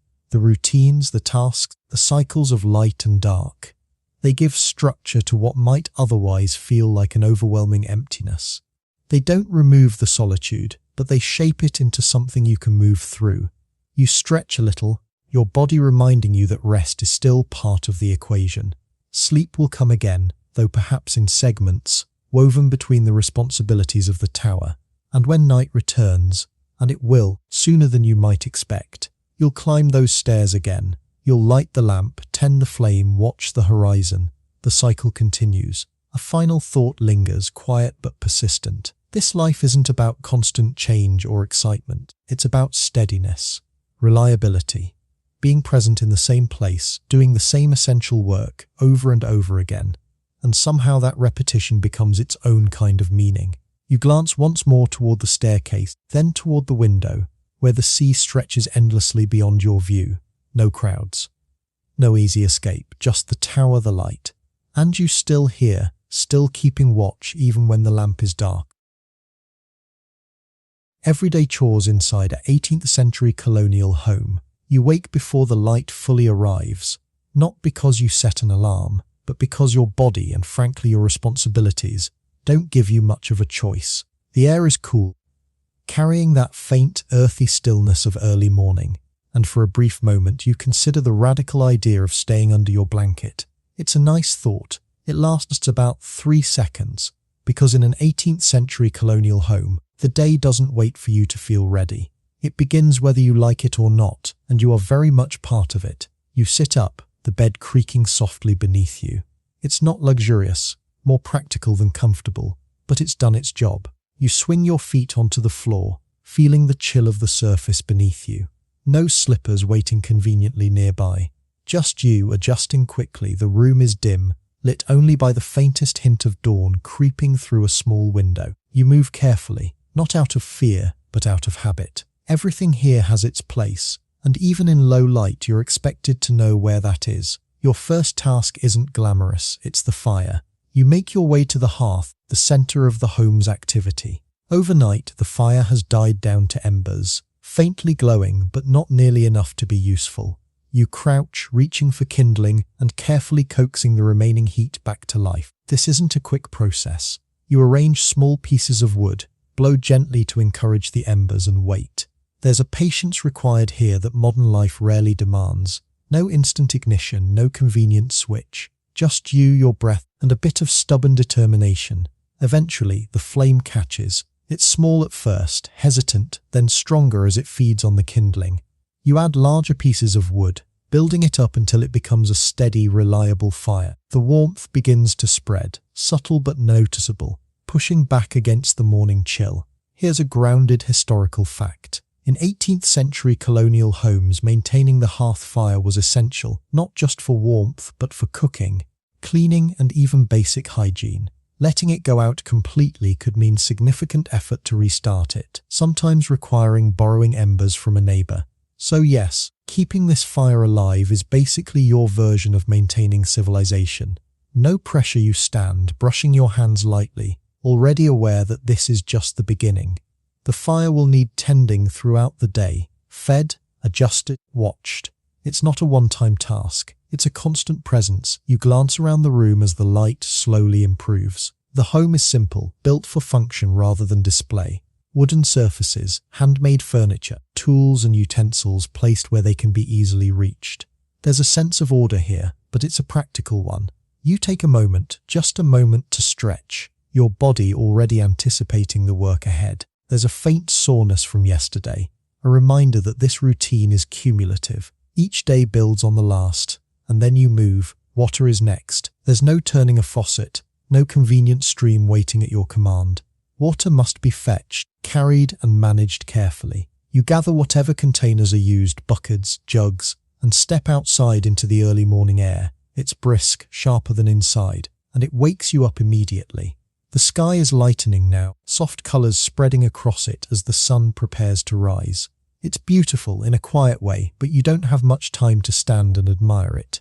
You head toward the water source, a well perhaps, or a nearby stream. The ground beneath your feet is uneven, familiar but not forgiving. You've walked this path before, many times, and you'll walk it many more. Dorong water is work. If it's a well, you lower the bucket, feeling the rope slide through your hands, then haul it back up, the weight increasing as it fills. It's not impossible, but it's not effortless either. You steady it, then pour the water into your containers, repeating the process as needed. If it's a stream, the task shifts slightly, but the effort remains. Bending, lifting, carry-ons up. A quirky tidbit surfaces as you work. In some colonial communities, water sources were social hubs, places where people exchanged news, gossip and updates. But at this hour, you're more likely to encounter quiet than conversation, which, honestly, might be a blessing before coffee becomes a thing. You lift the filled containers, feeling the weight settle into your arms. This is where you really notice it. The physical demand of something as simple as water. Every drop you carry is a drop you'll use later, and none of it comes easily. You make your way back, steps steady, careful not to spill. By the time you reach the house, your arms are already reminding you that the day has officially begun. Inside, you set the water down, taking a brief pause. Not a long one, just enough to shift your grip, roll your shoulders, prepare for the next task, because there is always a next task. Historians still argue whether people in colonial households perceive this constant labour as an accepted norm or as a daily burden. Standing here, with the fire now burning and the water freshly drawn, you can feel both sides. It's simply life, but that doesn't mean it's easy. You begin to use the water, some for cooking, some for cleaning, some set aside for later. Every use is intentional. There's no waste, no excess. The light continues to grow, filling the room more fully now. The day is no longer approaching, it's here, and you're already deep into it. No slow starts. No just 5 more minutes. Just the steady, unrelenting rhythm of work that defines this life. You glance briefly toward the door, where the morning stretches out beyond it, full of tasks yet to be done. The fire crackles softly behind you, the water sits ready, and your body is already adjusting to the pace. This is how it begins every day. And as you take a breath and move toward the next chore, you realize something quietly important. You don't ease into this life. You wake up, and it's already in motion. The morning doesn't slow down. It builds. The fire you coaxed to life earlier now demands attention again. Its flames licking steadily at the wood as you begin the next phase of the day, preparing food, not just for yourself, but for the household, and not just for now, but often with an eye toward later. Cooking here isn't a quick task squeezed between other obligations. It is the obligation. You move toward the hearth, already feeling its warmth on your face. The tools are simple. Iron pots, maybe a skillet, utensils that have seen years of use. Everything is slightly worn but dependable. There's no preheating setting, no time, no helpful beep to remind you that something's ready. You are the timer. You begin assembling what you have. Ingredients are limited, shaped entirely by what's available seasonally or what has been preserved. Cornmeal perhaps, or oats. Maybe some leftover bread, a bit of salted meat if supplies allow. Every meal is a quiet exercise in resourcefulness. Here's a grounded historical fact. In 18th century colonial homes, cooking was done almost entirely over an open hearth, requiring constant attention to heat levels by adjusting the position of pots and pans rather than controlling a flame. Temperature control, in other words, is entirely manual and a little bit guesswork. You hang a pot over the fire, adjusting its height carefully. Too close, and you risk burning the contents. Too far, and you'll be waiting long enough to question your life choices. You stir slowly, watching as the mixture begins to thicken, the scent rising faintly into the room. It's not exactly a gourmet experience, but it's warm, filling, and reliable. As you work, you notice how much of this process is about multitasking. While one thing cooks, you prepare another. While you wait, you clean. There's no standing around watching water boil like it's a form of entertainment, though honestly, it might still qualify compared to staring at a loading screen. You reach for a cloth and begin wiping down surfaces, clearing away any remnants from earlier tasks. Cleanliness matters, but it's a constant effort. Dust settles quickly, ash drifts from the hearth, and every activity leaves behind some trace that needs to be addressed. A quirky tidbit slips into your thoughts as you work. In some colonial households, certain cooking smells were believed to linger in ways that could affect future meals or even health, leading to specific rituals around cleaning and airing out the space. Whether that's scientifically sound is debatable, but it does make you wonder how many generations blamed bad vibes on yesterday's stew. You stir again, adjusting the pot slightly. The fire responds unpredictably at times, flaring up or settling down depending on the wood, the airflow, and a dozen small factors you're slowly learning to read. Nearby, other tasks compete for your attention. Maybe there's grain to grind, using a hand mill that requires steady effort. The repetitive motion becomes almost hypnotic, though your arms quickly remind you that this is less meditation and more upper body workout. You might pause briefly, flexing your fingers, then continue. There's no skipping steps here. If the grain isn't ground, the meal isn't complete. Simple as that. Historians still argue whether the relentless nature of these domestic tasks fostered a sense of discipline and resilience, or simply wore people down over time. As you shift between stirring, grinding and cleaning, you can feel both interpretations tugging at your thoughts. There's a rhythm to it, yes, but also a weight. The food begins to come together. You ladle it out, portioning it carefully. Nothing is wasted. Every bit matters, every scrap accounted for. You might set some aside for later, knowing that the next meal isn't guaranteed to be any easier to prepare. You take a moment to taste it, just a small bite. It's plain but satisfying. There's a certain pride in that, even if it's not something you'd post about online with a perfectly filtered photo. Just made this over an open flame, no big deal, you think, imagining the caption. It would absolutely not go viral. You allow yourself a brief pause to eat, standing or sitting depending on the space and the demands of the moment. Meals here aren't always leisurely affairs. Sometimes they're quick, functional, fuel for the next round of work. As you eat, your eyes drift around the room. The fire, the tools, the surfaces you've just cleaned. It's all part of a system that requires constant attention. Nothing runs on its own. Everything depends on someone, on you. And the moment you finish, that responsibility returns. Dishes, again. You gather them, moving toward the water you fetched earlier. It's still there, waiting, because of course it is. You wash carefully, aware of how much effort went into obtaining that water in the first place. Every drop used is a drop that had to be carried. You scrub, rinse, set aside. The process is familiar already, though no less time-consuming. Your hands feel it, the repetition, the exposure to water, the subtle roughness that comes with constant work.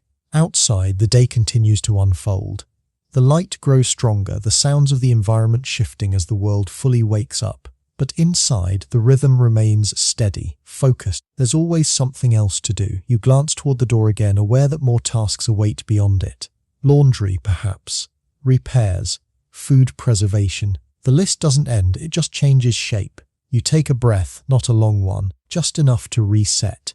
The fire crackles softly. The last dish is set aside and the space is once again in order. For now, because in this life, finished is always temporary. You straighten, already moving toward the next task, your body adjusting to the ongoing rhythm. Your mind settling into the understanding that this is not a series of chores. It's a continuous cycle. And you're right in the middle of it, hands busy, thoughts steady, and no skip ad button in sight. By now, your arms have already had a full morning workout, and yet, somehow, the most physically demanding task is still waiting for you. Laundry, not the modern version where you toss everything into a machine, press a button, and feel vaguely productive while doing absolutely nothing. No, this is laundry in its purest, most stubborn form. Water, fabric, and effort. A lot of effort. You gather the clothes, linens, anything that needs cleaning. It's a smaller pile than you might expect. Not because things don't get dirty, but because washing them is such an involved process that it's done less frequently. Every item matters, and every item takes time. You carry the bundle, along with your buckets, back toward the water source. Yes, again, that pleasant little stroll you took earlier.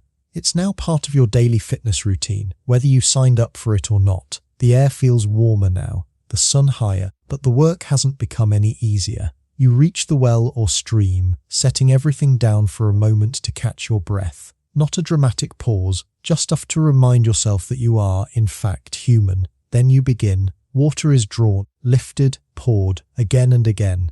You fill your containers, aware of the weight, the repetition. There's no shortcut here, no clever trick that suddenly makes this effortless. Here's a grounded historical fact. In the 18th century, laundry often involved soaking clothes, scrubbing them with lye-based soap, and then beating or rubbing them to remove dirt. It was a process that could take an entire day, depending on the volume and conditions. So yes, this is your day now. You dip a piece of clothing into the water, working the soap into the fabric. The soap itself isn't exactly luxurious. It's harsh, practical, and not particularly kind to your hands. You scrub, focusing on areas that need extra attention, your movements firm and repetitive. Then comes the rinsing, and the wringing, and the repeating. Over and over again, your arms begin to feel it quickly, the steady strain of lifting, twisting, pressing water out of heavy fabric. It's not a dramatic exhaustion, it's a slow build, a quiet reminder that this work is relentless. A quirky tidbit slips into your mind as you work. In some colonial community, wash day was such a significant event that it shaped the entire weekly schedule, with other tasks planned around it. It wasn't just another chore, it was the chore. You can see why. You shift your stance slightly, adjusting your grip on a soaked garment that feels heavier than it has any right to be. Water drips steadily back into the basin, each drop a small victory. Though there are many, many drops to go, historians still argue whether the communal nature of laundry, when done alongside others, made it more bearable, or if the sheer physical strain overshadowed any social benefit. Standing here, mostly alone with your thoughts and a growing pile of damp fabric, you might lean toward the latter, though to be fair, a little company wouldn't hurt. You continue settling into the rhythm. Scrub, rinse, wring, repeat. The sounds are simple. The splash of water, the movement of fabric, the occasional rustle of leaves or distant call of a bird. It's not loud, but it fills the space in a way that keeps you grounded in the task. Time stretches. You lose track of how long you've been at it, your focus narrowing to the immediate action in your hands. There's no multitasking here. Laundry demands your full attention, your full effort. Eventually, the pile begins to shrink. You notice it slowly, almost reluctantly. Each completed piece is set aside, clean but still damp, waiting for the next stage, drying. You'll need to hang them carefully, in a place where they can catch the air and sun. You gather the washed items, lifting them with slightly tired arms, and make your way back. The return trip feels longer, though that might just be your muscles offering their opinion on the situation. Back at the house, you find space to hang the clothes, lines, fences, anything that will hold them. You drape each piece carefully, smoothing it out as best you can. There's a small satisfaction in seeing them there, clean and orderly. Even if they're not quite dry yet, you step back, taking it in for a moment. Then you realize your hands. They're rougher now, the skin feeling the effects of water, soap, and constant friction. You flex your fingers, noticing the slight stiffness, the faint soreness. No hand cream, no quick fix, just adaptation. You return inside, the shift from outdoor light to indoor dimness briefly disorienting. The hearth is still there, steady and reliable, as if reminding you that while you were busy with one task, it quietly continued its role. There's always something else. Maybe it's preparing more food, or tending to repairs, or simply putting things back in order. The work doesn't pause just because one major task is complete, but you do allow yourself a brief moment, just a moment. You sit or lean, letting your body rest. Not fully, not deeply, but enough to acknowledge what you've just done. Because this wasn't small work. This was hours of effort, of repetition, of physical demand that doesn't announce itself loudly, but makes its presence known all the same. And tomorrow, some version of this will happen again. Maybe not laundry, but something just as demanding. You take a breath, steady and slow, then push yourself back up. Because in this life, rest isn't the absence of work. It's the space between one task and the next. Your arms haven't quite forgiven you for the laundry, And yet the day keeps moving forward with that same steady insistence. There's no dramatic transition into the next set of tasks. Just a quiet andanchi. Survival here depends on thinking ahead. Because daily chores keep you going, but seasonal work keeps you alive. You step outside again. The air now warmer, the sun settled into its place overhead. The world feels more active at this hour, though busy looks different here. It's not crowds or noise, it's movement with purpose, each action tied to a longer timeline than just today. You turn your attention to what needs preparing, preserving, repairing. Food comes first. What you gathered, grew, or acquired earlier in the season doesn't simply sit and wait to be eaten. It must be managed carefully, preserved against time, weather, and decay. You move toward a small workspace, perhaps a table outdoors or near an open window, where the process begins. If it's vegetables, you might be slicing, drying, or preparing them for storage. If it's meat, the process becomes more involved, salting, curing, ensuring it lasts beyond just a few days. Every step, because mistakes here don't just mean inconvenience, they mean hunger later. Here's a grounded historical fact. Colonial households relied heavily on preservation methods like salting, smoking, and drying to store food through seasons when fresh supplies were scarce. Without refrigeration, these techniques were essential for survival. So yes, you're basically running a long-term food strategy with zero margin for error. You work carefully, your movements deliberate. There's no rushing this. Each piece must be prepared correctly, placed properly, checked regularly. It's less like cooking and more like planning for a future you can't fully predict. A quirky tidbit slips in as you continue. In some colonial communities, certain preservation methods were passed down with almost ritualistic precision, with families guarding their techniques closely, like secret recipes, but with much higher stakes than impressing dinner guests. You imagine someone dramatically whispering, "Never salt before sunset." And honestly, you're not entirely sure it didn't happen. You set aside what you've prepared, arranging it in a way that makes sense for storage. Space is limited, and organization matters. You can't afford to lose track of what you have. From there, your attention shifts to the structure around you. Homes in this period require constant upkeep. Wood expands and contracts with weather. Tools wear down. Small issues can quickly become larger ones if ignored. You might inspect a section of wall, a hinge, a piece of furniture, anything that shows signs of strain. You pick up a tool, simple, effective, and begin making small repairs, tightening, adjusting, reinforcing. It's not glamorous work, but it's necessary. There's a quiet satisfaction in fixing something before it breaks completely. Historians still argue whether this constant need for maintenance fostered a deeper connection between people and their environment, or if it simply added to the unending list of responsibilities. As you work, you can feel that balance again.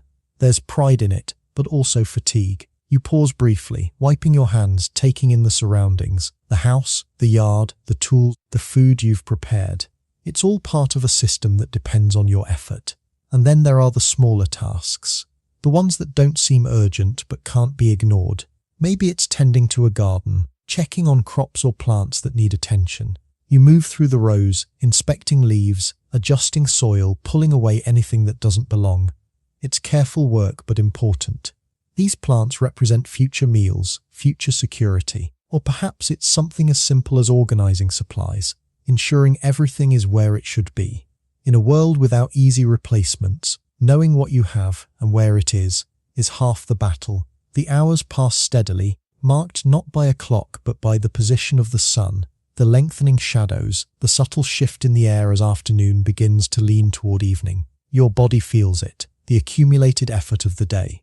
Fetching water, cooking, cleaning, washing, preparing, settles into your muscles. It's not overwhelming, but it's there, a constant reminder of what you've done. You straighten slowly, stretching your back, rolling your shoulders. There's a brief moment where you consider stopping, just calling it a day early. And then you remember, there's still evening. A faint, amused thought crosses your mind. Modern productivity advice would absolutely collapse under the weight of this schedule. Take breaks, prioritize self-care. Meanwhile, you're over here negotiating with a pile of firewood and a future winter. Speaking of which, you glance toward the stack of wood nearby. Fuel is another constant concern.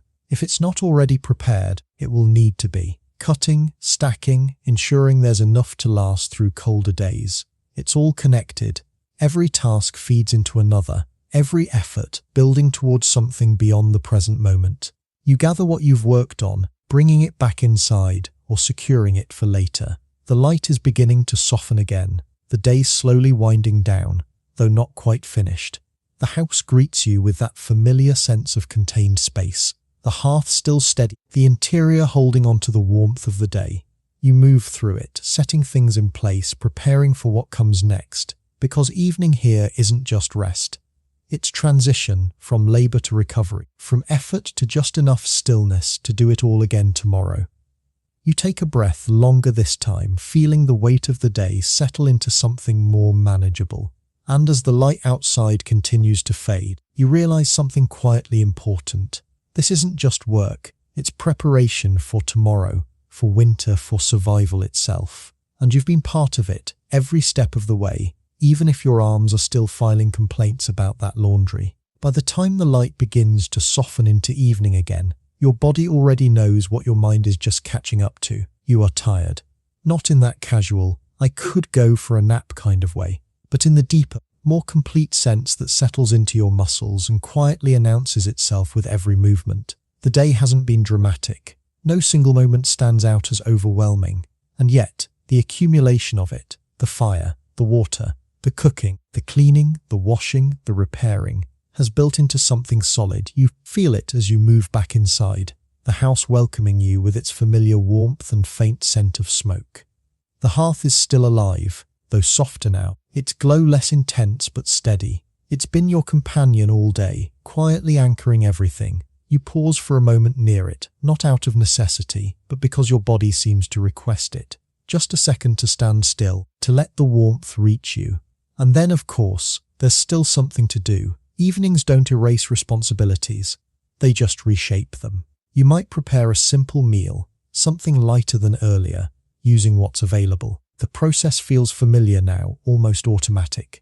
Your hands move with less hesitation, your awareness of the fire more instinctive. Here's a grounded historical fact. In many colonial households, the evening meal was simpler than earlier ones, often consisting of leftovers or quickly prepared food, as most of the day's energy had already been spent, which makes perfect sense because right now, the idea of preparing anything elaborate feels like a personal attack. You stir, adjust, portion. The food comes together without much thought, your focus more on finishing than perfecting. You sit or lean and eat slowly, not rushed but not lingering either, just enough to restore a bit of energy. A quirky tidbit drifts into your thoughts as you eat. In some households, people believed that eating too heavily in the evening could disrupt sleep or even lead to strange dreams. Given how exhausted you feel, you suspect you could eat an entire loaf of bread and still fall asleep instantly. But it's an interesting idea. You finish, setting things aside. There will be cleaning, of course, but it's done with a softer pace now. The urgency of the day has passed, replaced by a quieter rhythm. You wash what needs washing, using the remaining water carefully. Your hands, already worn from earlier tasks, move through the process with practiced efficiency. It's not easier, but it's familiar. Historians still argue whether people in colonial times experienced this end-of-day fatigue as satisfying or simply unavoidable. Standing here, moving through these final chores, you can feel both. There's a sense of completion, but also the undeniable awareness that tomorrow will bring the same demands. You finish, setting the last item aside, and then, finally, there's a pause. Not a long one, not an indulgent stretch of rest, but a real one. You sit perhaps near the hearth, the fire casting soft, shifting light across the room. The shadows feel gentler now, less like something to navigate and more like part of the atmosphere. Your body settles, your shoulders drop slightly, your breathing slows. The constant motion of the day gives way to stillness, and for a moment you simply exist without doing. It's a rare feeling here. The sounds of the house become more noticeable, the faint crackle of the fire, the occasional creak of wood, the distant whisper of wind outside. It's quiet but not empty. You glance around, taking in the space. The tools, the surfaces, the small details that have been part of your entire day. Everything is in its place, at least for now. There's a subtle satisfaction in that. You might think back on what you've done, not in a reflective, philosophical way, but in a simple acknowledgement. The fire was kept, the water was fetched, the food was prepared, the clothes were washed, the repairs were made. It was enough. A faint, tired smile crosses your thoughts as you realize something. There's no lingering to-do list buzzing in your mind. Not because there's nothing left to do, but because what's left belongs to tomorrow. And tomorrow, well, tomorrow will take care of itself. Or rather, you will. You shift slightly, feeling the pull of fatigue again. Your body is ready to rest, and this time you don't argue with it. You rise, moving toward where you'll sleep. The process is simple. No elaborate routine, no endless preparation. Just the basics, done with quiet efficiency. You lie down, the surface familiar now in its simplicity. It's not perfect, but it doesn't need to be. At this point, comfort is less about softness and more about stillness. You settle in, pulling whatever covering you have into place. The warmth from the day lingers slightly, enough to keep the chill at bay. The fire continues its soft glow in the background. A steady presence even as you begin to drift. Your mind slows. The thoughts that carried you through the day begin to fade, replaced by a softer, quieter awareness. There's no scrolling, no late-night distractions, no sudden bursts of activity, just rest. And as you lie there, listening to the gentle sounds of the house, feeling the weight of the day finally ease, you realize something that might surprise you.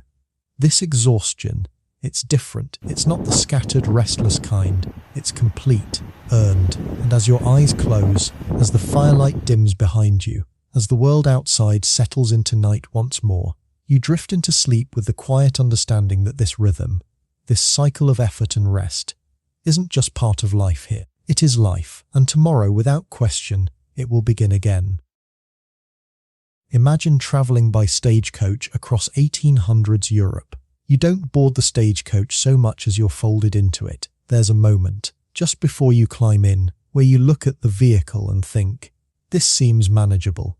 A sturdy carriage, a few seats, a roof overhead. It almost looks charming, like something out of a painting where no one ever mentions leg cramps. Then you step inside, and reality gently but firmly corrects you. The space is tighter than expected, already occupied by fellow passengers who have claimed their portions of the bench with quiet determination. You hesitate for half a second, calculating how you might fit without accidentally sitting on someone's lap. Or becoming part of their luggage. Spoiler, you will absolutely become part of someone's luggage. You squeeze in, adjusting your position inch by inch until you find something that resembles a seat. Your knees immediately make the acquaintance of the person across from you. There's no avoiding it. Personal space, as a concept, has been politely left behind at the station. The door shuts with a solid click, sealing you into this shared arrangement. And then, with a jolt that travels through the wooden frame and into your spine, the journey begins. The wheels creak into motion, the horses pulling forward with steady force. You feel every movement, every shift in weight, every uneven patch of road translate directly into your body. There's no suspension to speak of, just wood, iron, and the hope that your bones are feeling cooperative today. You glance around at your fellow passengers. There's a quiet acknowledgement among you all, a shared understanding that this will be an experience. A grounded historical fact settles into your awareness. Stagecoaches in the 19th century were one of the primary means of long-distance land travel across Europe, often carrying passengers, mail, and goods along established routes that connected cities and towns. Travel times were slow, conditions were rough, and comfort was negotiable. You shift slightly, trying to find a position that doesn't immediately protest. It's not easy. The seats are firm, the space limited, and the constant motion ensures that any brief moment of comfort is temporary at best. The coach lurches again, hitting a rut in the road, and you feel it ripple through the entire structure. Your head bobs slightly, your shoulders tensing instinctively. You glance out the small window, watching as the landscape begins to move past you. Fields stretch out in muted colours, dotted with occasional buildings, trees swaying gently in the breeze. It's picturesque, in a distant, I'm glad I'm not walking through it kind of way. Inside, the air is shared, there's no delicate way to put it. Between the close quarters, the layers of clothing, and the length of the journey, you become very aware that ventilation is more of a suggestion than a guarantee. A faint, amused thought crosses your mind. This is essentially the original version of a long-haul flight, except with more dust and significantly fewer snacks. Speaking of which, food. You don't get a meal service here. Whatever you brought with you is what you have, and you'll need to ration it carefully. Stops will come eventually, but they're not exactly frequent or luxurious. The coach continues its steady progress, the rhythm of the wheels becoming a constant backdrop. It's not smooth, but it's consistent enough that your body begins to anticipate the motion, adjusting in small ways. You notice the driver's voice occasionally, calling out to the horses, guiding them along the road. It's a sound that cuts through the enclosed space, reminding you that there's a world just beyond these walls, one that you're passing through, rather than fully experiencing. A quirky tidbit surfaces as you settle in. Some stagecoach passengers, unable to endure the cramped interior, chose to ride on top of the coach instead, exposed to the elements but with more space. It was cheaper too. Of course, it also meant dealing with wind, rain, and the constant risk of being bounced off if you weren't careful. You glance upward instinctively. Maybe not today. Inside, the social dynamics begin to take shape. There's a polite silence at first, each person adjusting to the situation. Then, gradually, small interactions emerge. A nod, a brief comment about the road, perhaps even a shared complaint about the lack of space. It's not exactly lively conversation, but it's something. Historians still argue whether stagecoach travel fostered meaningful social connections or simply forced strangers into temporary coexistence. Sitting here, knee to knee with people you met 5 minutes ago, you can see both sides. There's potential for camaraderie, but also a strong incentive to just endure quietly. The hours begin to stretch. Time moves differently when you're confined like this. Each mile feels earned, each bump a reminder of the distance yet to go. You shift again, trying to relieve the pressure on one leg, only to transfer it to another. Your body is already negotiating with you. You glance out the window again, watching as the scenery changes gradually. Fields give way to patches of forest, the road winding through landscapes that feel both expansive and distant. You're moving through Europe, but not quite in it, more like observing it from a slightly uncomfortable bubble. The light shifts slowly, the sun climbing higher, casting stronger shadows. Inside the coach, the temperature adjusts with it, sometimes warmer, sometimes cooler, depending on the wind and the position of the sun. You become aware of the small details, the creak of the wood, the occasional rattle of something stored beneath the seat, the steady rhythm of hooves against the road. It's not quiet, but it's consistent. At some point, you realize that this confined, moving space is your world for now. There's no stepping out whenever you feel like it, no quick breaks. You're committed to the journey whether you're comfortable or not. You shift again, earning a brief glance from the person beside you, who is clearly having their own internal conversation with their spine. Solidarity. The coach continues forward, mile after mile, the road stretching out ahead in a line that feels both endless and inevitable. And as you settle into the rhythm, uneven, persistent, and just a little unforgiving, you begin to understand something.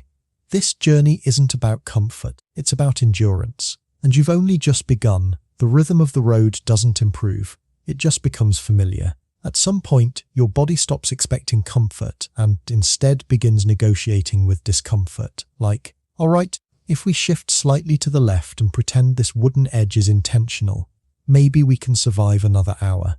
It's not exactly success, but it's progress. The stagecoach rattles forward, wheels grinding against uneven ground, every stone and rut translated directly into your spine.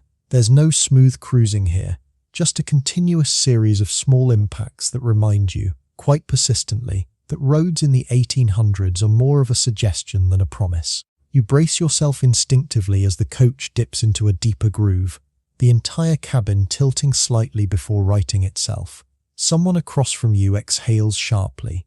No one complains out loud, but there's a shared understanding. This is not a luxury experience. Here's a grounded historical fact. Even on major European routes, roads in the 19th century were often poorly maintained, especially outside major cities. Rain could turn them into mud traps, while dry conditions left them hard and deeply rutted. making travel slow and physically taxing, which explains why your back is already filing formal complaints. You glance out the window again, watching as the landscape continues to shift. Rolling fields stretch into the distance, occasionally broken by clusters of trees or small villages that appear and disappear as you pass. There's a beauty to it, but it's fleeting, always just out of reach. Inside, the air grows warmer, the shared space amplifying every change in temperature. You adjust your position slightly, which is a polite way of saying you attempt a complex maneuver involving minimal elbow movement and maximum negotiation with the person next to you. They shift too, and for a brief moment, you achieve something resembling mutual comfort. It lasts approximately 6 seconds. The coach hits another bump and everything resets. A faint smile crosses your thoughts as a quirky tidbit surfaces. Some stagecoach companies experimented with improved suspension systems, leather straps, or thorough braces that allowed the cabin to sway slightly rather than absorb every shock directly. It was considered cutting-edge comfort at the time. You imagine explaining that to your modern self. Good news, the carriage swings slightly instead of slamming you into a wooden wall. Truly, innovation, the motion continues, relentless but oddly rhythmic. Your body begins to anticipate it, adjusting in subtle ways. You learn to lean just before a turn, to brace just before a dip. It's not conscious at first, but it becomes instinct. Time stretches. Without a clock, or at least without one you can easily check. You measure the journey in sensations. The stiffness in your legs, the dryness in your throat, the slow shift of light through the window. You might attempt conversation. It starts cautiously. A comment about the road, perhaps, or the weather. The person beside you responds, and for a moment, the shared discomfort becomes a point of connection. They might tell you where they're headed, or where they've come from. Stories unfold in fragments, shaped by the limited space and the constant motion. You listen, contributing when you can, the exchange offering a brief distraction from the physical reality of the journey. Historians still argue whether these interactions led to meaningful connections or remained purely situational, fleeting exchanges between people who would likely never meet again. Sitting here, knee to knee with strangers, you can feel the temporary nature of it. And yet, in this moment it matters. The coach slows slightly, then picks up again, the driver guiding the horses along the winding road. You hear the faint jingle of harnesses, the occasional call from outside. It's a reminder that this journey is not just about you and your fellow passengers. It's a coordinated effort between people and animals, all moving together. You shift again, your legs beginning to protest more insistently now.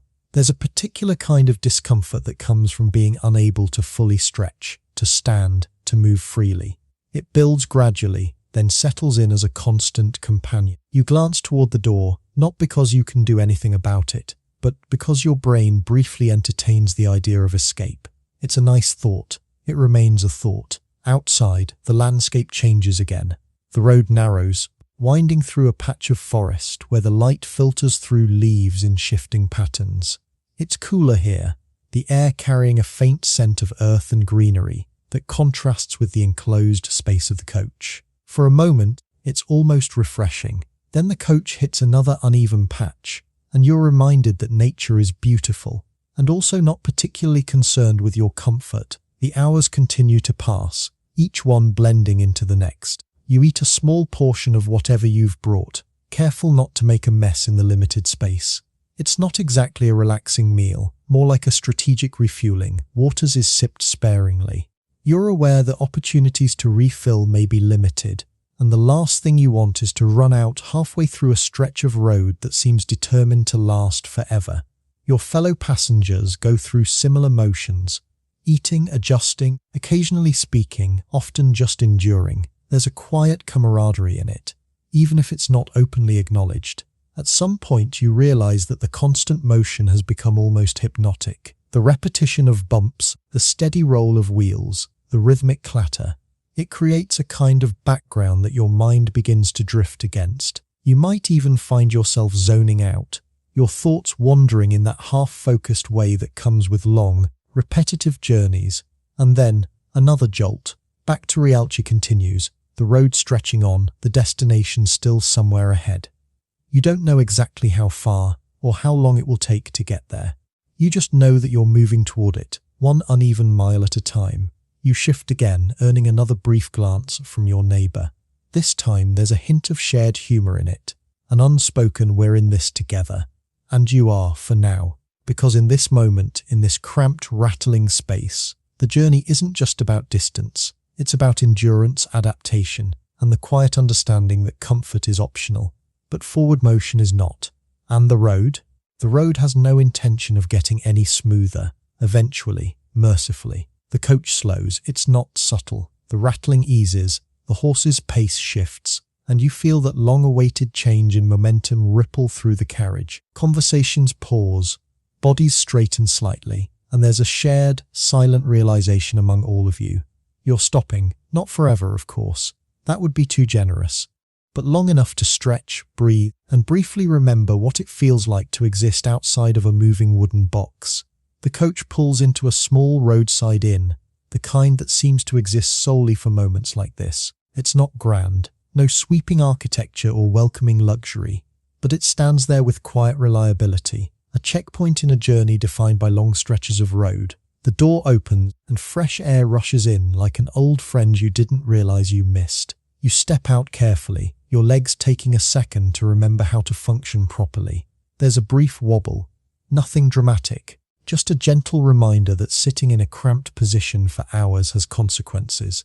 You stretch not elegantly, not subtly, just fully, and it feels incredible. A grounded historical fact settles into your thoughts. Stagecoach routes were organized around regular stopping points known as coaching inns, where horses could be changed, passengers could rest, and mail could be exchanged. These stops were essential to keeping long-distance travel moving efficiently. Efficient, of course, being a relative term. You take in your surroundings. The inn is modest, built for practicality rather than comfort. A few other travellers move about, some arriving, others preparing to depart. There's a quiet energy here, temporary, transitional. The space is warm, carrying the scent of food and wood smoke. You step in, immediately aware of how different it feels compared to the coach. More room, more air, less elbow negotiation. You find a place to sit, or at least to lean, your body grateful for the change. The opportunity to rest properly, even for a short time, feels almost luxurious. What's available isn't extravagant. Simple dishes, hearty and filling. Bread perhaps, some stew, maybe a bit of cheese. It's not about variety, it's about sustenance. You eat, this time without the constant jostling of the road. The difference is remarkable. You can actually focus on the act of eating, rather than strategizing how to avoid spilling something onto your lap, or worse, onto your neighbour. A quirky tidbit slips into your thoughts as you take another bite. Some coaching inns developed reputations for particularly good, or notoriously bad, food, and experienced travellers would plan their journeys around stops when possible. You imagine someone saying, "We must endure 3 extra hours of bone-rattling travel, but the soup at the next inn is worth it." Honestly, you'd consider it. Around you, conversations unfold. Travellers exchange stories. Drivers coordinate the next leg of the journey. Innkeepers move efficiently between tasks. It's a brief intersection of lives, all moving in different directions. Historians still argue whether these inns served as important social hubs, fostering connections and the exchange of ideas, or if they were simply functional stops in an otherwise isolated journey. Sitting here, listening to fragments of conversation, you can feel both possibilities at play. There's connection, but it's fleeting. You might speak with someone new, a fellow traveller heading in a different direction. The conversation is light, shaped by the knowledge that it doesn't need to last. There's a certain freedom in that. No long-term expectations, just a shared moment in time. Outside, the horses are being changed. You step out briefly to watch, curiosity pulling you toward the process. The animals are unhitched, replaced with fresh ones that will carry the coach forward. It's a practiced routine, efficient and purposeful. There's a quiet appreciation for it. This journey doesn't just depend on roads and wheels. It relies on the strength and endurance of these animals, moving steadily from one stop to the next. You glance back at the coach. It looks the same as before. Solid, practical, slightly unforgiving. And yet, after a short break, it doesn't seem quite as intimidating. Your body feels a little better now, not completely recovered, but improved. The stiffness has eased slightly, the tension reduced just enough to make the idea of getting back inside acceptable. Almost the driver calls out, signaling that it's time to continue.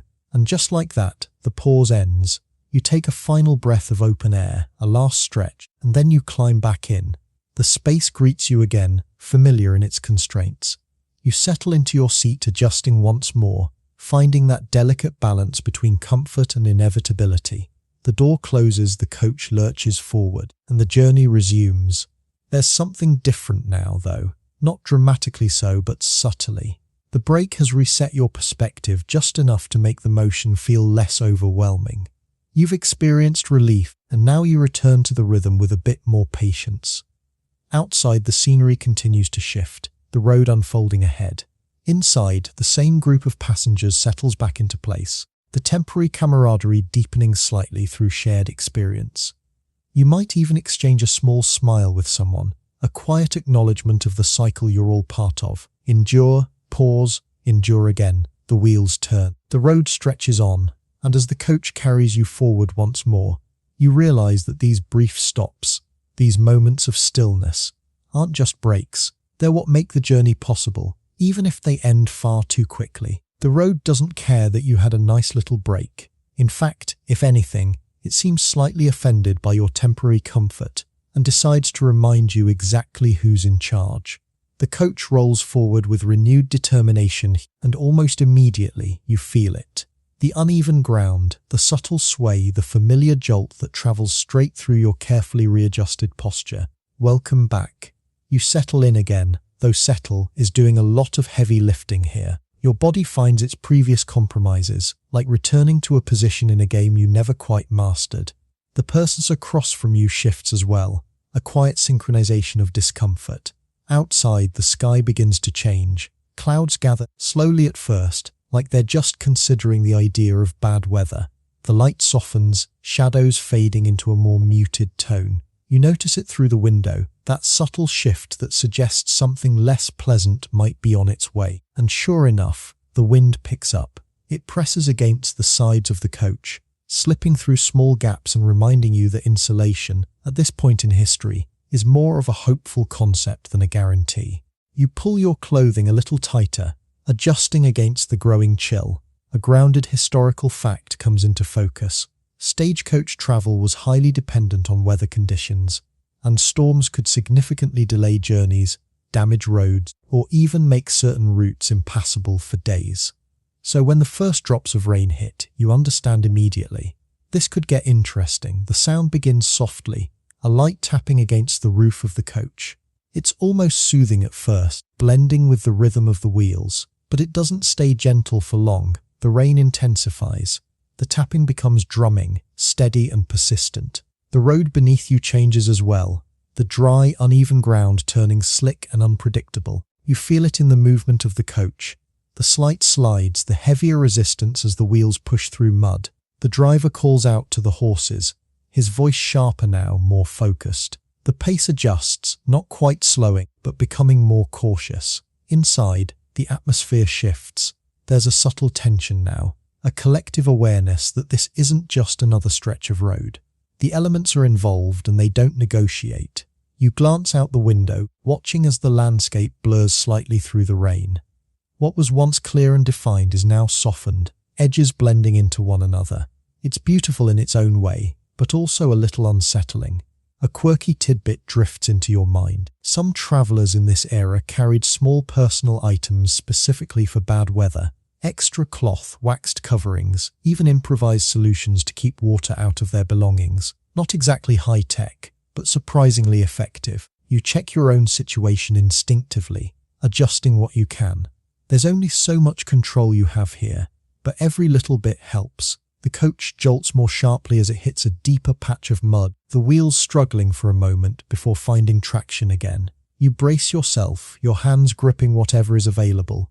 Seat, edge, anything stable. Historians still argue whether these unpredictable conditions were seen as an accepted risk of travel or a constant source of anxiety for passengers.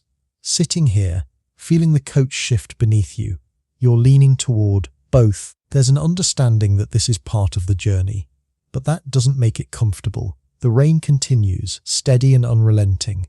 Water finds its way into small spaces, a faint drip here, a damp edge there. It's not overwhelming, but it's persistent. Another layer of inconvenience added to the experience. Your fellow passengers grow quieter now, their earlier conversations replaced by focused stillness. Everyone is listening, feeling, adjusting, and then a sharper jolt. The coach lurches unevenly, one side dipping more than the other. The motion is abrupt enough to draw immediate attention, your body reacting before your mind fully processes it. The coach slows, then stops. For a moment, there's silence, just the sound of rain and the horses shifting outside. You glance around, meeting the eyes of the others, a shared question hanging in the air. What now? The door opens and the driver steps down, inspecting something near the wheels. You can't see everything from inside, but you catch glimpses. Mud, the angle of the coach, the position of the wheel. A problem, not catastrophic, but enough to halt progress. You wait, listening as voices exchange outside, decisions being made. This is part of the reality of travel here. Delays aren't exceptions, they're expected. Eventually, the driver returns, explaining briefly. The wheel is stuck, the ground too soft. It will take some effort to free it, which of course means you might be helping. You step out into the rain, the cool air hitting you immediately. The ground beneath your feet is soft, uneven, each step requiring careful balance. You move toward the side of the coach, where the wheel is indeed lodged in a stubborn patch of mud. There's no dramatic hero moment here, just practical effort. You and the others position yourselves, hands finding purchase where they can. The driver gives instructions, clear and direct plilv. You lean into it, feeling the resistance immediately. The coach doesn't move at first, the mud holding firm. You adjust your footing, try again, putting more weight into it. Slowly, very slowly. The wheel lifts slightly, the suction of the mud breaking with a heavy, reluctant sound. You push again, your muscles engaging fully now, the effort undeniable. And then, movement, the wheel frees itself, rolling forward just enough to regain position. The coach steadies, no longer tilted, no longer stuck. You step back, catching your breath, rain still falling steadily around you.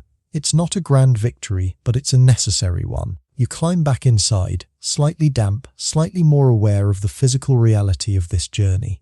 The space feels different now, not just cramped, but shared in a more tangible way. You've all just pushed a coach out of the mud together. That's bonding. The door closes again, the driver takes his place, and with a firm call to the horses, the journey resumes once more. The rain continues, the road remains uncertain, and the destination is still somewhere ahead. But now, you understand something a little more clearly. This journey isn't just about sitting and enduring. Sometimes, you have to get out and push. By the time the rain finally eases, it doesn't feel like a victory, just a quiet shift. The sky lightens gradually, the steady drumming on the roof softening into the occasional drip. Outside, the road remains damp and heavy, but the worst of it has passed. Inside the coach, there's a collective exhale, subtle but real, as if everyone had been holding just a bit of tension without realizing it. You adjust your position again, carefully, slowly, because your body has reached that stage where even small movements require negotiation. The dampness in your clothes from earlier has settled into a cool cling, not unbearable, but definitely noticeable. The coach continues forward, slower now, the driver cautious on the softened road. The rhythm has changed. It's less jarring than before, but heavier, as if each turn of the wheels carries a bit more effort. Time stretches again. But something is different. There's a sense now, faint at first, that the journey is nearing its end. You don't have a precise marker for it. No sign flashing almost there. But you feel it in the way the driver handles the horses, in the occasional glance exchanged between passengers. You're getting close. A grounded historical fact settles into your thoughts. Stagecoach journeys could last hours, days, or even weeks depending on the distance, with passengers enduring long stretches of discomfort punctuated by brief stops and unpredictable delays. And now, after all that, you're approaching the final stretch. You glance out the window again. The landscape has shifted once more. Fewer open fields, more signs of habitation. Buildings appear more frequently. Roads begin to look slightly more defined. It's subtle but unmistakable. civilization. You sit up a little straighter, or at least attempt to. Your spine protests, you remind you of every hour spent in this confined space, but there's a quiet push forward in your energy. Anticipation. A quirky tidbit drifts into your mind. Some travelers describe the final approach to their destination as both a relief and a strange adjustment, as if their bodies had grown so accustomed to the motion that stillness felt unfamiliar. You can already sense that might be true. The coach rolls onward, passing more signs of life. People walking, small carts moving along the road, the distant sound of activity that hasn't been filtered through wooden walls and rattling wheels. Inside, your fellow passengers begin to shift more frequently, gathering belongings, adjusting clothing, preparing for the moment when the door will open and this shared experience will come to an end. Historians still argue whether these journeys left lasting impressions on travelers or simply blended into the broader experience of movement in a pre-modern world. Sitting here now, feeling the accumulated weight of the trip in your body, it's hard to imagine forgetting it entirely. This isn't something you casually move past. The coach slows gradually at first, then more noticeably. The rhythm that has defined your world for so long begins to fade, replaced by a steady, quiet emotion, and then it stops. There's a brief pause, almost like the journey itself is taking a breath. Then the door opens, and light spills in, brighter than it seemed through the window. You step out carefully. Your legs take a moment to adjust, the ground feeling strangely stable beneath you. There's a slight hesitation in your movement, a subtle recalibration as your body transitions from constant motion to stillness. You stand there for a moment, taking it in. The air feels different, less confined, more open. The sounds are clearer, no longer filtered through the structure of the coach. People move around you, their lives continuing in ways that feel both familiar and slightly distant. You've arrived. There's no grand announcement, no dramatic conclusion. Just a quiet understanding that the journey, the long, uneven, sometimes uncomfortable journey, is over. You gather your belongings, such as they are, your movements slower now, not from urgency but from the lingering effects of the trip. Every step carries a trace of what you've just experienced. You glance back at the coach. It stands there, unchanged, ready for its next journey, its next group of passengers. There's something almost surreal about it, that this thing which has defined your world for so long is now just an object, a vehicle, not your entire reality. A faint, tired thought crosses your mind. You'll never take standing still for granted again. You turn away, stepping forward into whatever comes next. The ground is steady, the space around you open, and for the first time in what feels like a very long time, you can move without calculating every inch. There's a quiet sense of accomplishment in that. Not dramatic, not overwhelming, just earned. You take a breath, deeper than the ones you managed inside the coach, and let it out slowly. The journey has left its mark, not in any visible way, but in the way your body feels, in the way your awareness has shifted. Travel, you realize, isn't just about getting from one place to another. It's about what you endure along the way. And as you walk forward, leaving the coach behind, you carry that with you, not as a burden, but as something quieter, something steady. Because now you know what it means to cross distance the hard way. One jolt, 1 mile, one long, rattling stretch at a time.